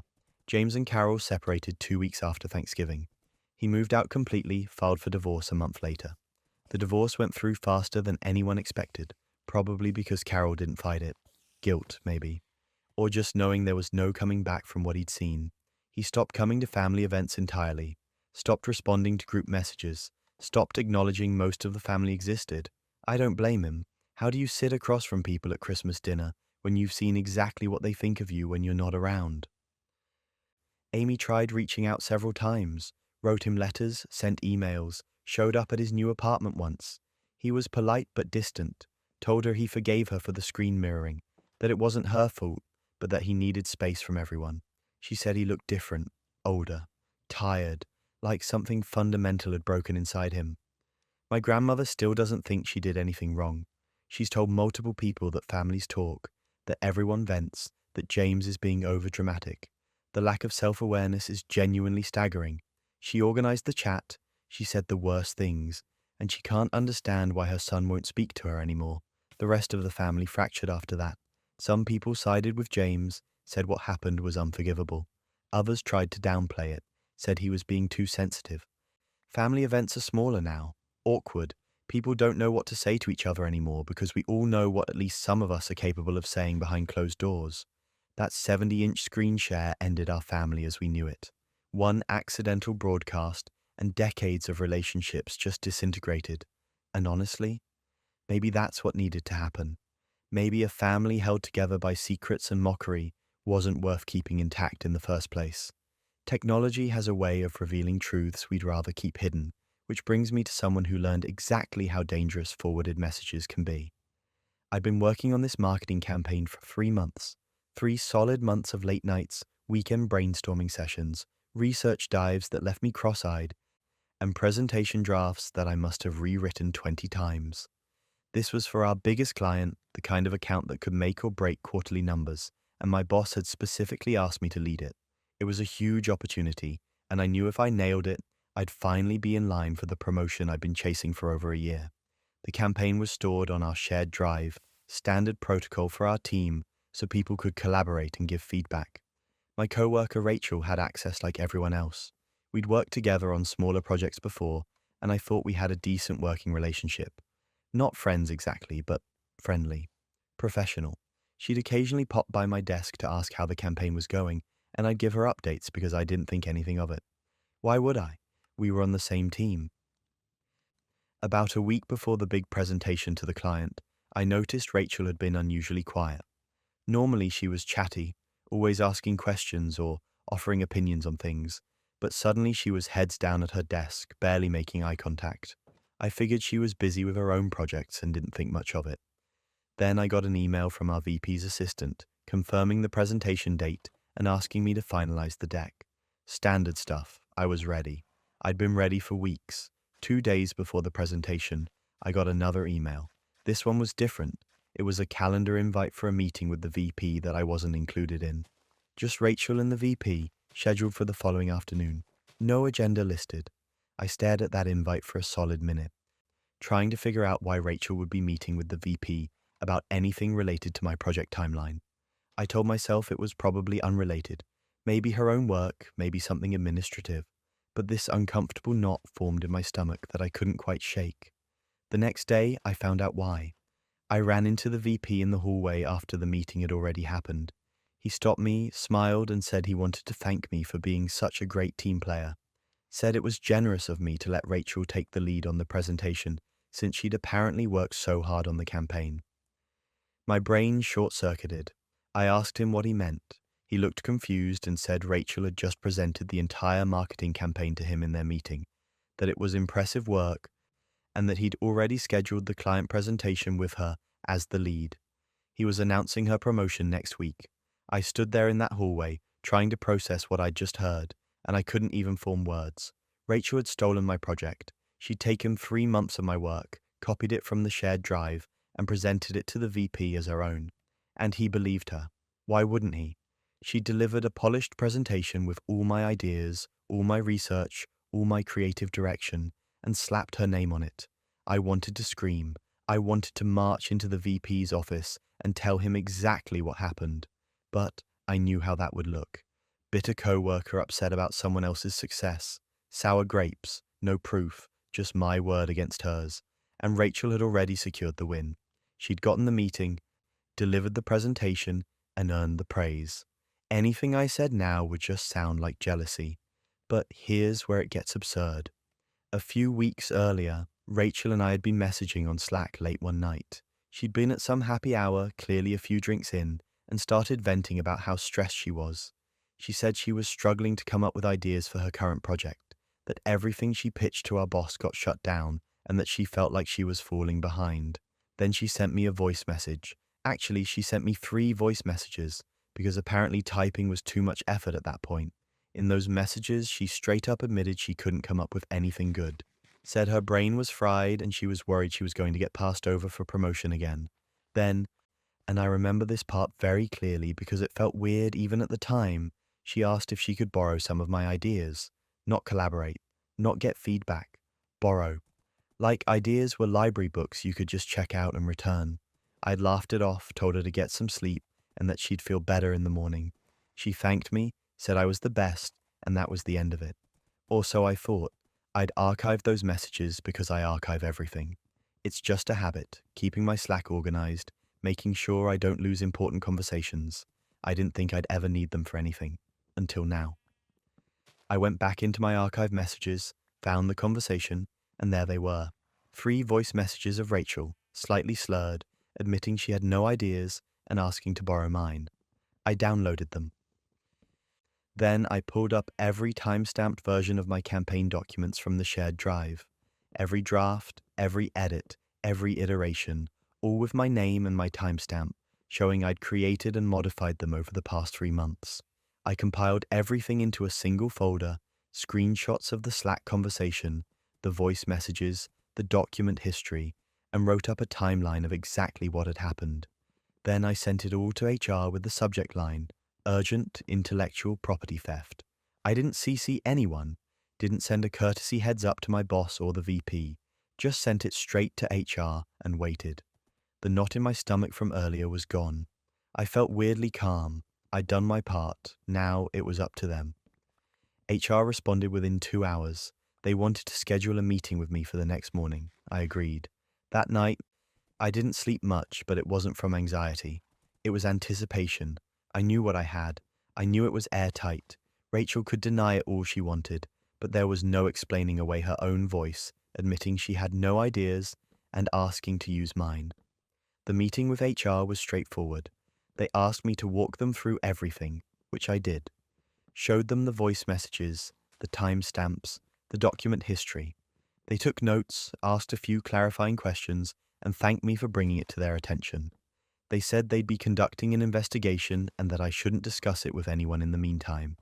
I agreed and left. Things went from bad to unhinged. 2 days later, Rachel was called into a meeting with HR and our VP.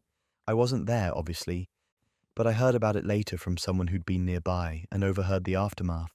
Apparently, Rachel tried to deny everything at first, said I was lying, that I was just upset she'd been chosen to present, that the voice messages were taken out of context. But HR played the messages for the VP right there in the meeting, her own voice drunkenly admitting she couldn't come up with anything and asking to borrow my ideas. There's no spinning that, no context that makes it sound better. The VP was furious, not just because Rachel had stolen my work, but because he'd already praised her in front of the executive team. He'd announced her promotion internally. She'd made him look like an idiot, and executives hate looking like idiots. Rachel was escorted out of the building that same day, fired for intellectual property theft and ethics violations. Her promotion was rescinded before it even officially started. The VP called me into his office the next week, apologized for not verifying the work before praising Rachel, said he should have known better, should have checked with me first. Then he told me the promotion was mine. The one that had been earmarked for Rachel was now mine, along with a formal apology and a nice bump in salary, as, and I quote, compensation for the distress this situation caused. I accepted, not because I was trying to be gracious, but because I'd earned it. That campaign was mine. Those ideas were mine. The 3 months I'd put into it were mine. Rachel had tried to steal all of it, and she'd failed spectacularly. The client presentation went forward the following week. I delivered it myself. Nailed it. The client loved the campaign, signed off on everything, and specifically mentioned how impressed they were with the creative direction. The VP made sure to forward their feedback to the entire executive team with my name front and center. It felt good, not just because I got the recognition I deserved, but because Rachel's attempt to erase me had completely backfired.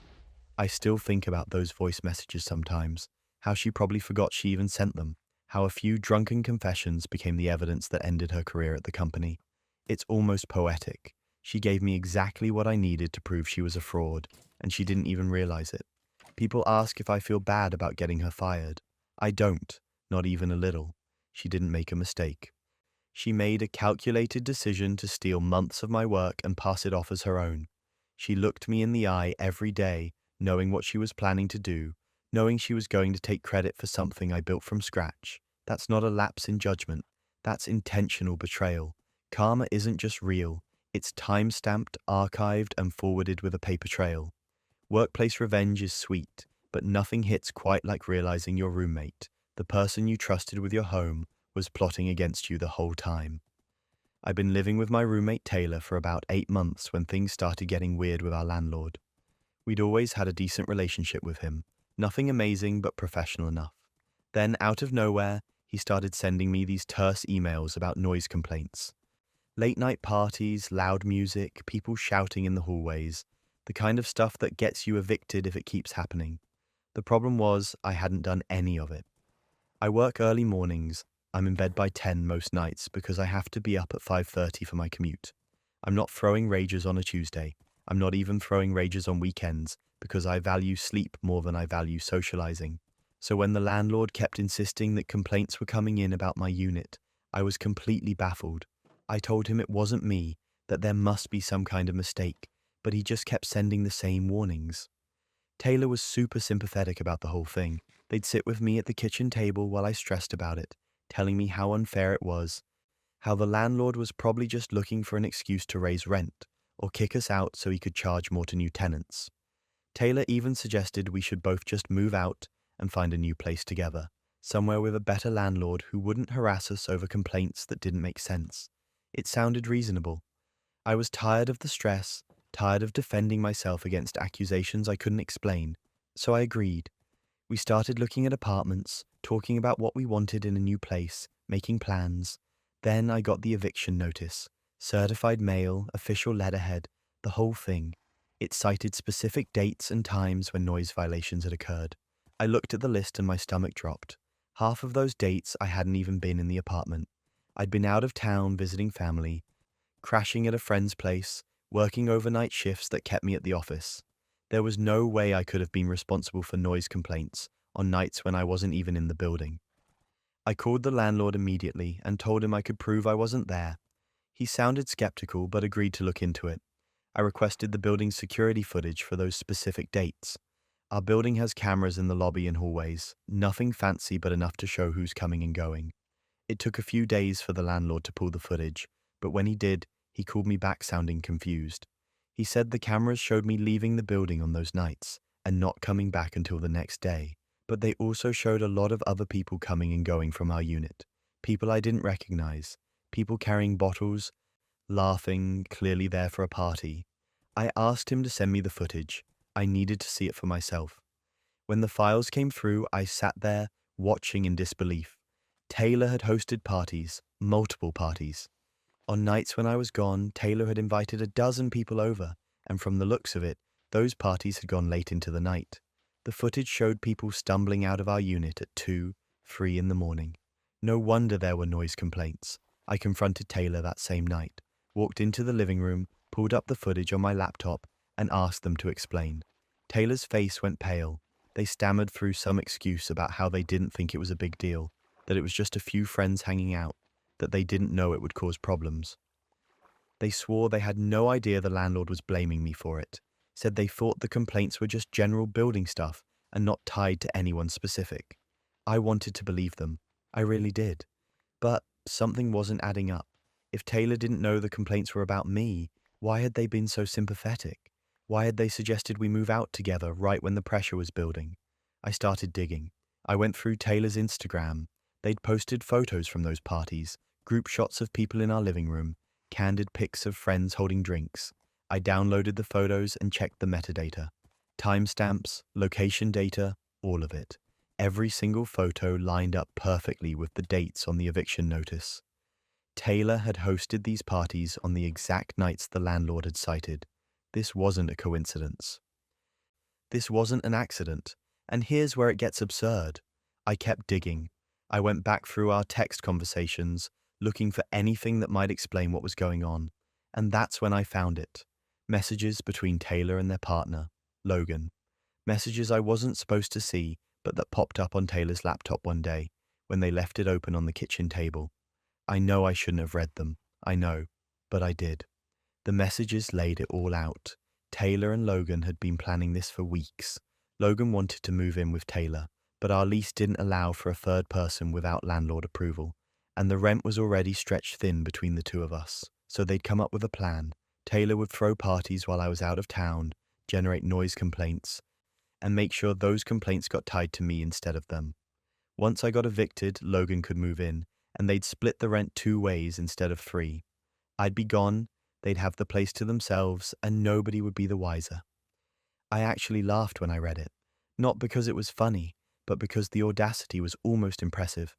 Taylor had spent weeks pretending to be my friend, pretending to support me through this stressful situation, all while actively orchestrating the whole thing, and they'd almost gotten away with it. I took screenshots of everything.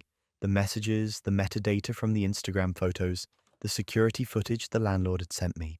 I compiled it all into one folder and sent it to the landlord with a detailed explanation of what had happened.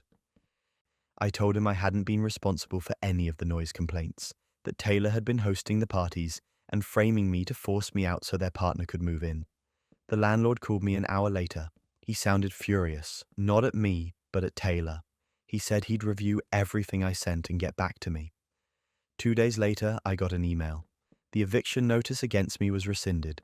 Taylor, on the other hand, had received their own eviction notice, 30 days to vacate. The landlord cited lease violations, fraud, and a breakdown of trust. Taylor tried to fight it, but the evidence was overwhelming. They didn't have a leg to stand on. Taylor moved out 3 weeks later. Didn't say a word to me the entire time. Just packed their stuff in silence, avoided eye contact, and left. Logan never moved in. I stayed. Got a new roommate a month later, someone who actually respected the lease and didn't try to destroy my life for their own convenience. The whole thing left me with this lingering sense of betrayal that's hard to shake. Taylor wasn't just a roommate. We'd been friends, or at least I thought we were. We'd hung out, watched movies together, shared meals, talked about our lives, and the entire time, they were willing to throw me under the bus the second it became convenient. Not because I'd done anything to them, not because we'd had some kind of falling out, just because they wanted cheaper rent and I was in the way. People always talk about how you can't trust strangers, but nobody warns you about the people who smile to your face while sharpening the knife behind their back. Taylor taught me that lesson the hard way. Some friends really are just enemies in disguise. They'll hug you, support you, tell you they've got your back, all while plotting how to push you off a cliff when you're not looking. I don't miss Taylor. I don't miss the fake sympathy or the manipulative conversations or the constant feeling that something was slightly off, even when I couldn't put my finger on what. What I do miss is the version of them I thought existed, the friend who cared, the person I could trust. But that person was never real. It was just a role Taylor played long enough to get what they wanted. At least the metadata doesn't lie. People do. And speaking of people hiding who they really are, imagine discovering that betrayal didn't just happen once. It rippled across 3 entire generations. My Aunt Margaret died suddenly last March. Heart attack, no warning, just gone at 73. She'd never married, never had kids, lived alone in the same house she'd bought in her 30s. My mum asked me to help sort through her things, donate clothes, clear out the clutter, get the place ready to sell. It was depressing work, the kind that makes you think too much about mortality and what you leave behind when you're gone. I was cleaning out her bedroom closet when I found it. A wooden box about the size of a shoebox, shoved way in the back behind old winter coats and storage bins.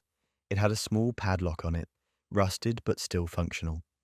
I tried a few keys from the random drawer in her kitchen, where she kept everything, but none of them fit. I ended up prying it open with a screwdriver, feeling only slightly guilty about destroying what was probably a family heirloom. Inside were letters. Dozens of them, maybe 100, all neatly organized by year, tied with string, spanning from the early 70s to just a few years ago. They were between my Aunt Margaret and my grandfather. Her father, who died when I was 12. I almost didn't read them. It felt invasive, like I was trespassing on private conversations that weren't meant for anyone else. But the first envelope I picked up had my mother's name written in the margin with a question mark, and that was enough to make me curious. I started reading, and I immediately wished I hadn't. The letters revealed an affair, not just any affair, but one between my grandfather and my Aunt Margaret's best friend, a woman named Diane. This had happened over 50 years ago, back when my grandmother was still alive, when my mum was just a kid. The affair had lasted for years, and, according to the letters, it had resulted in a pregnancy. Diane had a daughter that my grandfather knew was his but could never publicly claim. That daughter was Rita, my mother's cousin, or at least that's what we'd all been told our entire lives. Rita was supposedly Diane's kid from a brief relationship that ended before Rita was born. She'd grown up calling Diane Mom and visiting our family for every holiday. She was just part of the family, always around, always included. I'd grown up with her at Christmas dinners and summer barbecues. She was in all our family photos, except she wasn't our cousin. She was my mother's half-sister. The letters showed that my grandfather had been paying for Rita's upbringing in secret. Private school tuition, medical bills, even helped Diane buy a house. All of it funneled through my Aunt Margaret, who acted as the intermediary to keep it hidden from my grandmother. Margaret knew everything. She'd known from the very beginning, and she'd kept the secret for 50 years to protect the family image, to keep my grandmother from finding out, to prevent the whole thing from blowing up. My grandmother died 20 years ago. She died never knowing her husband had another child, never knowing her best friend's daughter was actually her own husband's daughter, never knowing the man she'd been married to for 45 years had been lying to her face for most of it. I sat on the floor of my aunt's closet, surrounded by these letters, feeling like the ground had disappeared beneath me. This wasn't just some old family drama. This was my entire understanding of my family history being rewritten in real time. Rita wasn't my mum's cousin. My grandfather wasn't the faithful, honorable man everyone talked about at his funeral. My Aunt Margaret, who everyone thought was just a quiet, private person, had been carrying this enormous secret her entire adult life. But that wasn't even the worst part. There were letters from Rita, recent ones, from just 5 or 6 years ago. Letters where she talked about the payments she was still receiving. Not from my grandfather, obviously, since he'd been dead for years, but from the estate. My Aunt Margaret had continued the arrangement, paying Rita to stay quiet even after both my grandfather and Diane had passed away. Rita knew, she'd known for years that she was my grandfather's daughter, that she was my mother's half-sister, and she'd been paid to keep her mouth shut. I didn't know what to do with this information. Part of me wanted to shove the letters back in the box, lock it up, throw it away, and pretend I'd never found them. Let the secret stay buried with my aunt. Let everyone keep living in their ignorant bliss. But I couldn't. My mum deserved to know. Rita had been lying to her face for years, showing up to family dinners, accepting gifts, pretending to be something she wasn't, all while collecting checks to maintain the illusion. I called a family meeting. It sounds dramatic, but I didn't know what else to do. I told my mom I'd found something important in Aunt Margaret's house, and that we needed to talk about it with everyone present. She asked what it was. I told her she needed to see it in person.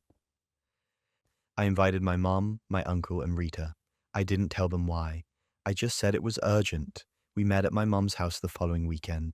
Everyone was confused, asking what this was about, why I looked so serious. I put the box on the dining room table and told them to read the letters. My mum picked up the first one, then the second. I watched her face change as she read, watched the confusion turn to shock, turn to horror. My uncle started reading over her shoulder. Rita just sat there, very still, staring at the box like it might explode. My mum looked up at Rita after reading maybe a dozen letters. Her eyes were red. She asked if it was true. Rita didn't say anything at first, just sat there, frozen. My mum asked again, louder this time, her voice cracking. Rita finally nodded, confirmed that yes, she'd known for years. Yes, my grandfather was her father. Yes, she'd been receiving money to stay quiet about it. Yes, she'd been lying to all of us. My mum sobbed, not quiet crying, full body sobbing. My uncle looked like he'd been punched in the stomach. I just sat there, feeling like I'd detonated a bomb in the middle of our family, and there was no taking it back. Rita tried to explain, said she'd found out the truth when she was 25, and Diane was dying. Diane had told her on her deathbed, couldn't stand the guilt anymore, needed Rita to know. Rita had confronted my grandfather, who admitted everything and begged her to keep it quiet. Said it would destroy my grandmother, destroy the family. He offered her money, a lot of money, and she took it. She said she didn't know what else to do, that she was young and scared and broke, and the money made it easier to just go along with the lie. My mom asked how much. Rita said it started at $2,000 a month and had increased over the years. After my grandfather died, Aunt Margaret took over the payments from the estate. Rita had been receiving $5,000 a month for the past 15 years, $60,000 a year to pretend to be our cousin instead of my mum's sister. The math was staggering. The betrayal was worse. My uncle left, just stood up and walked out of the house without saying a word. My mum told Rita to get out. Rita tried to apologize, said she wanted to explain more, but my mum screamed at her to leave. Actually screamed. I'd never heard my mum raise her voice like that in my entire life. Rita left crying. That was 3 months ago. Nobody speaks to Rita anymore. My mum blocked her number, blocked her on social media, made it clear she never wants to see her again. My uncle won't even say her name. The family that used to gather for holidays and birthdays just doesn't anymore. Everyone's too angry, too hurt, too betrayed to sit in the same room. My mum keeps asking why Aunt Margaret never told her, why she let this go on for 50 years. why she thought protecting a dead man's reputation was more important than the truth. I don't have answers. Maybe Margaret thought she was doing the right thing. Maybe she was just a coward. Maybe both. I regret opening that box. I regret reading those letters. I regret calling that family meeting. Not because people didn't deserve to know the truth, but because the truth destroyed us. Our entire family tree was a lie. The man we'd all admired was a fraud. The cousin we'd loved was a paid actor, and the aunt we thought we knew had been the architect of the whole elaborate deception.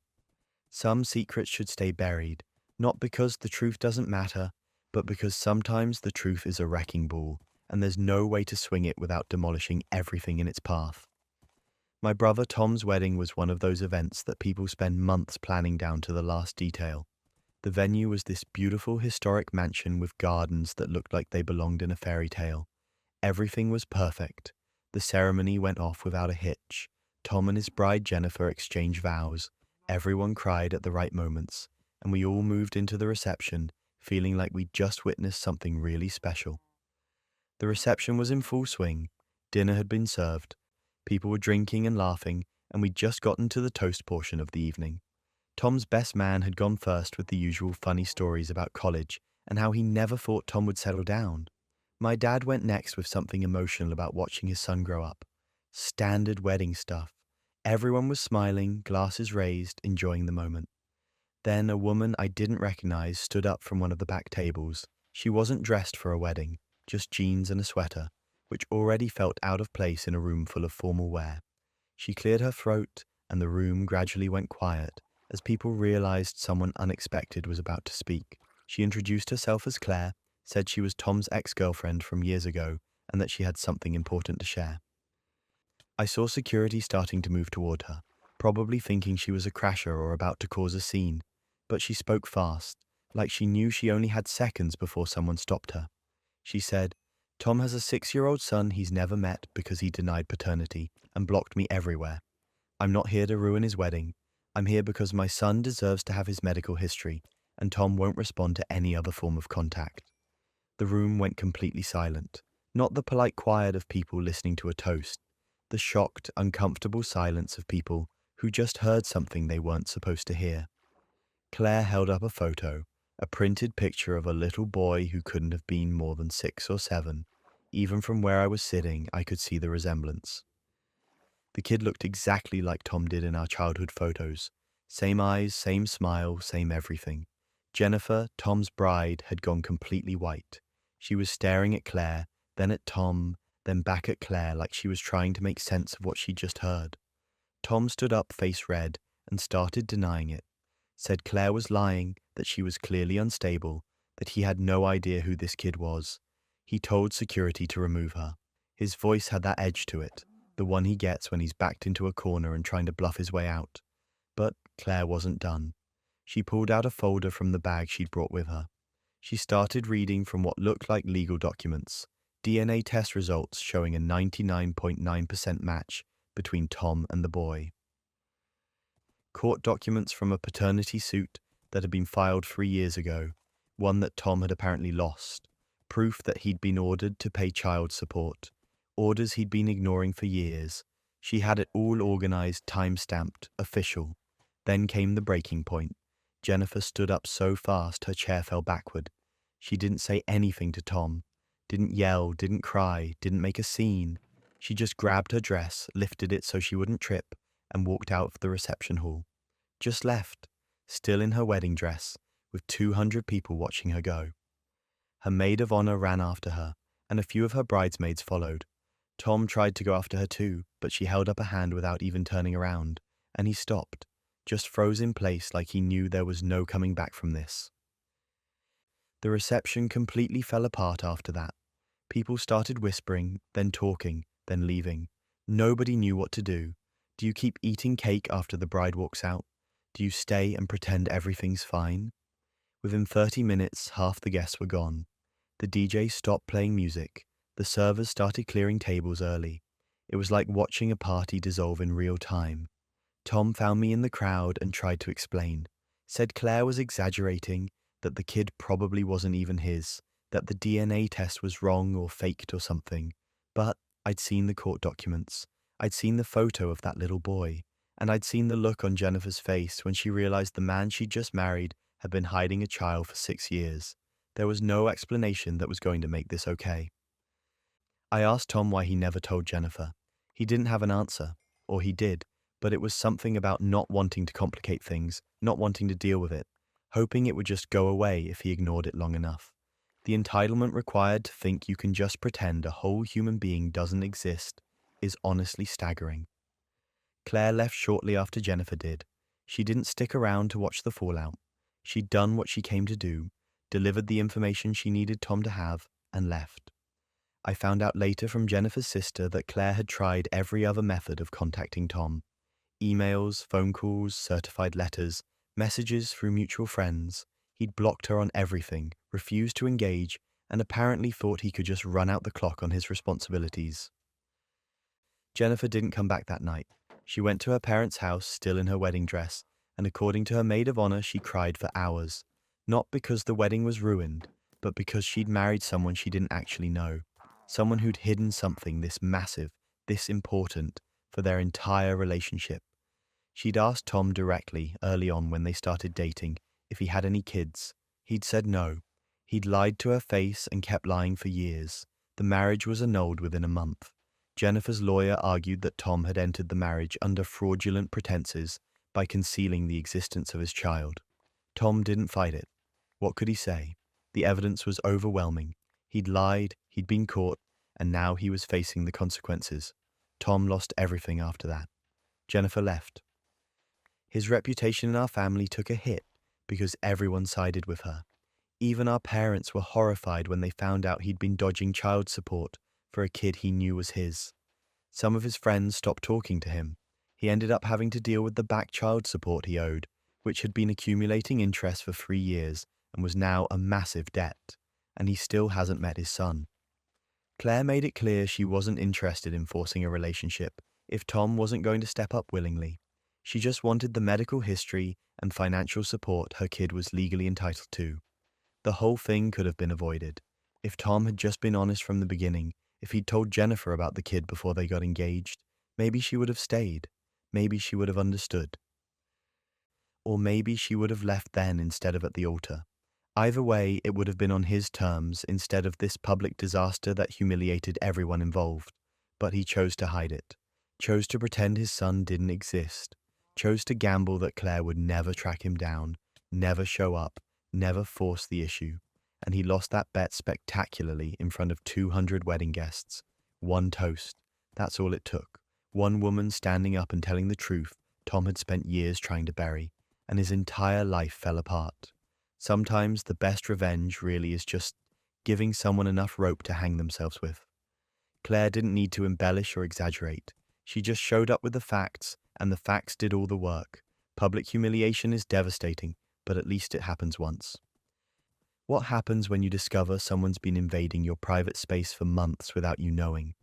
I got back from a 2-week work trip on a Thursday night, exhausted from travel, just wanting to collapse on my couch and decompress. I unlocked my apartment door, dragged my suitcase inside, and immediately felt like something was off.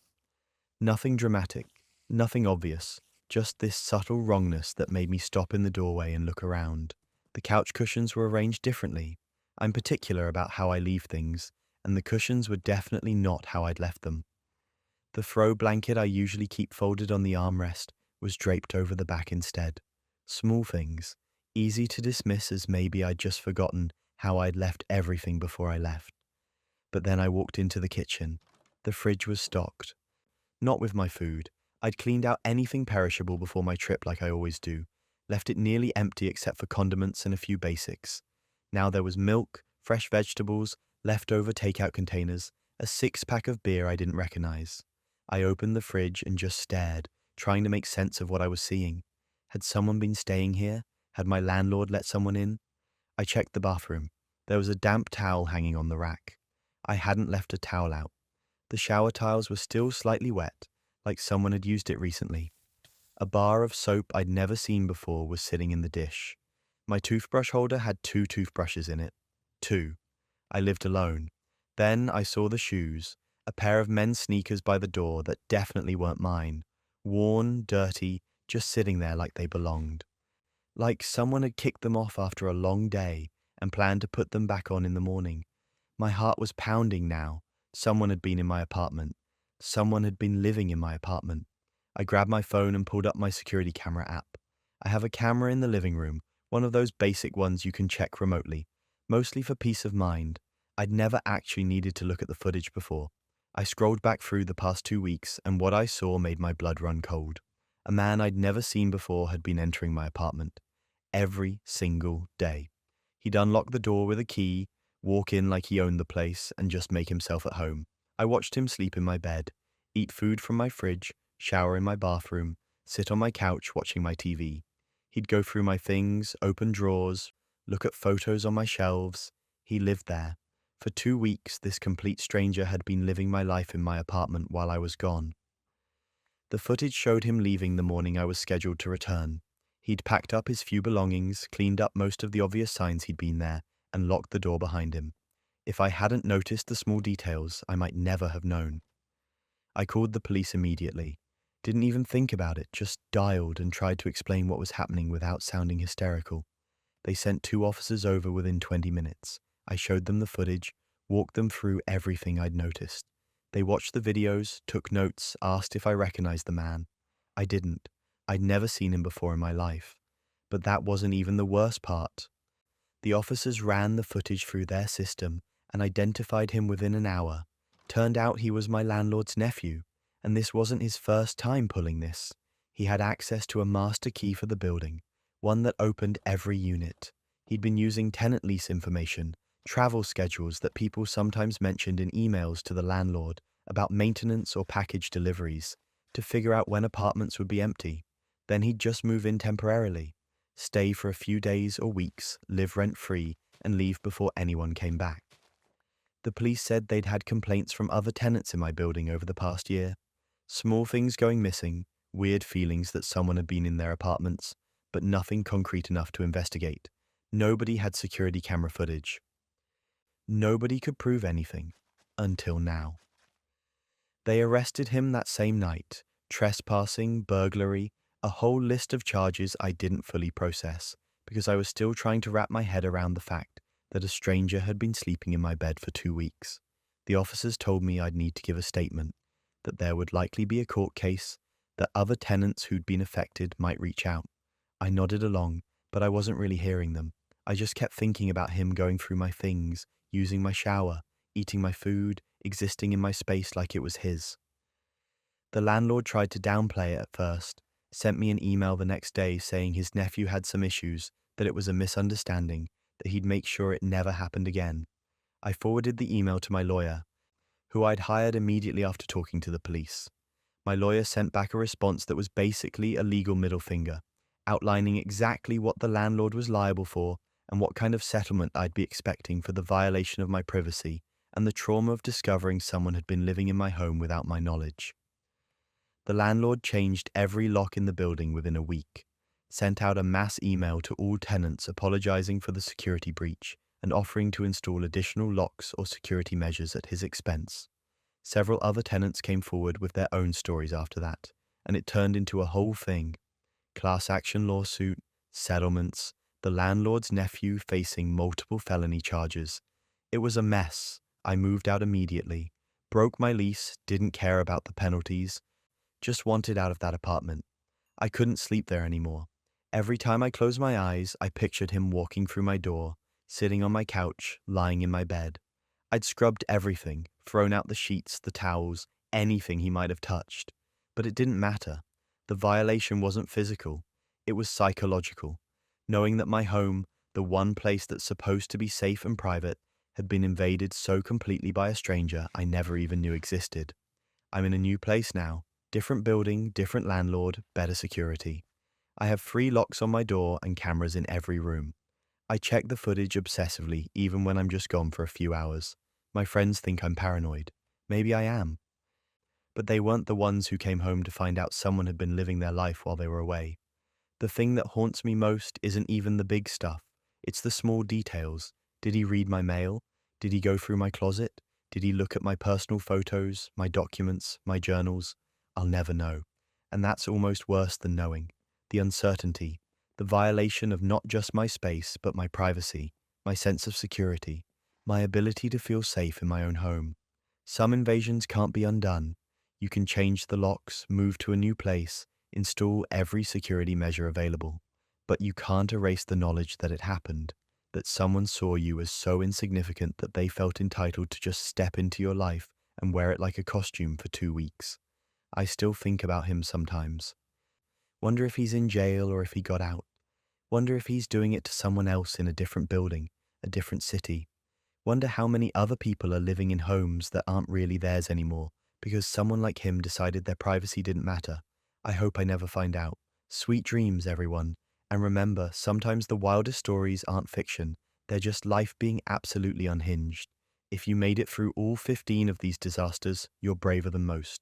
Lock your doors, check your metadata, and maybe trust a little less freely. Until next time, sleep well and maybe change your passwords.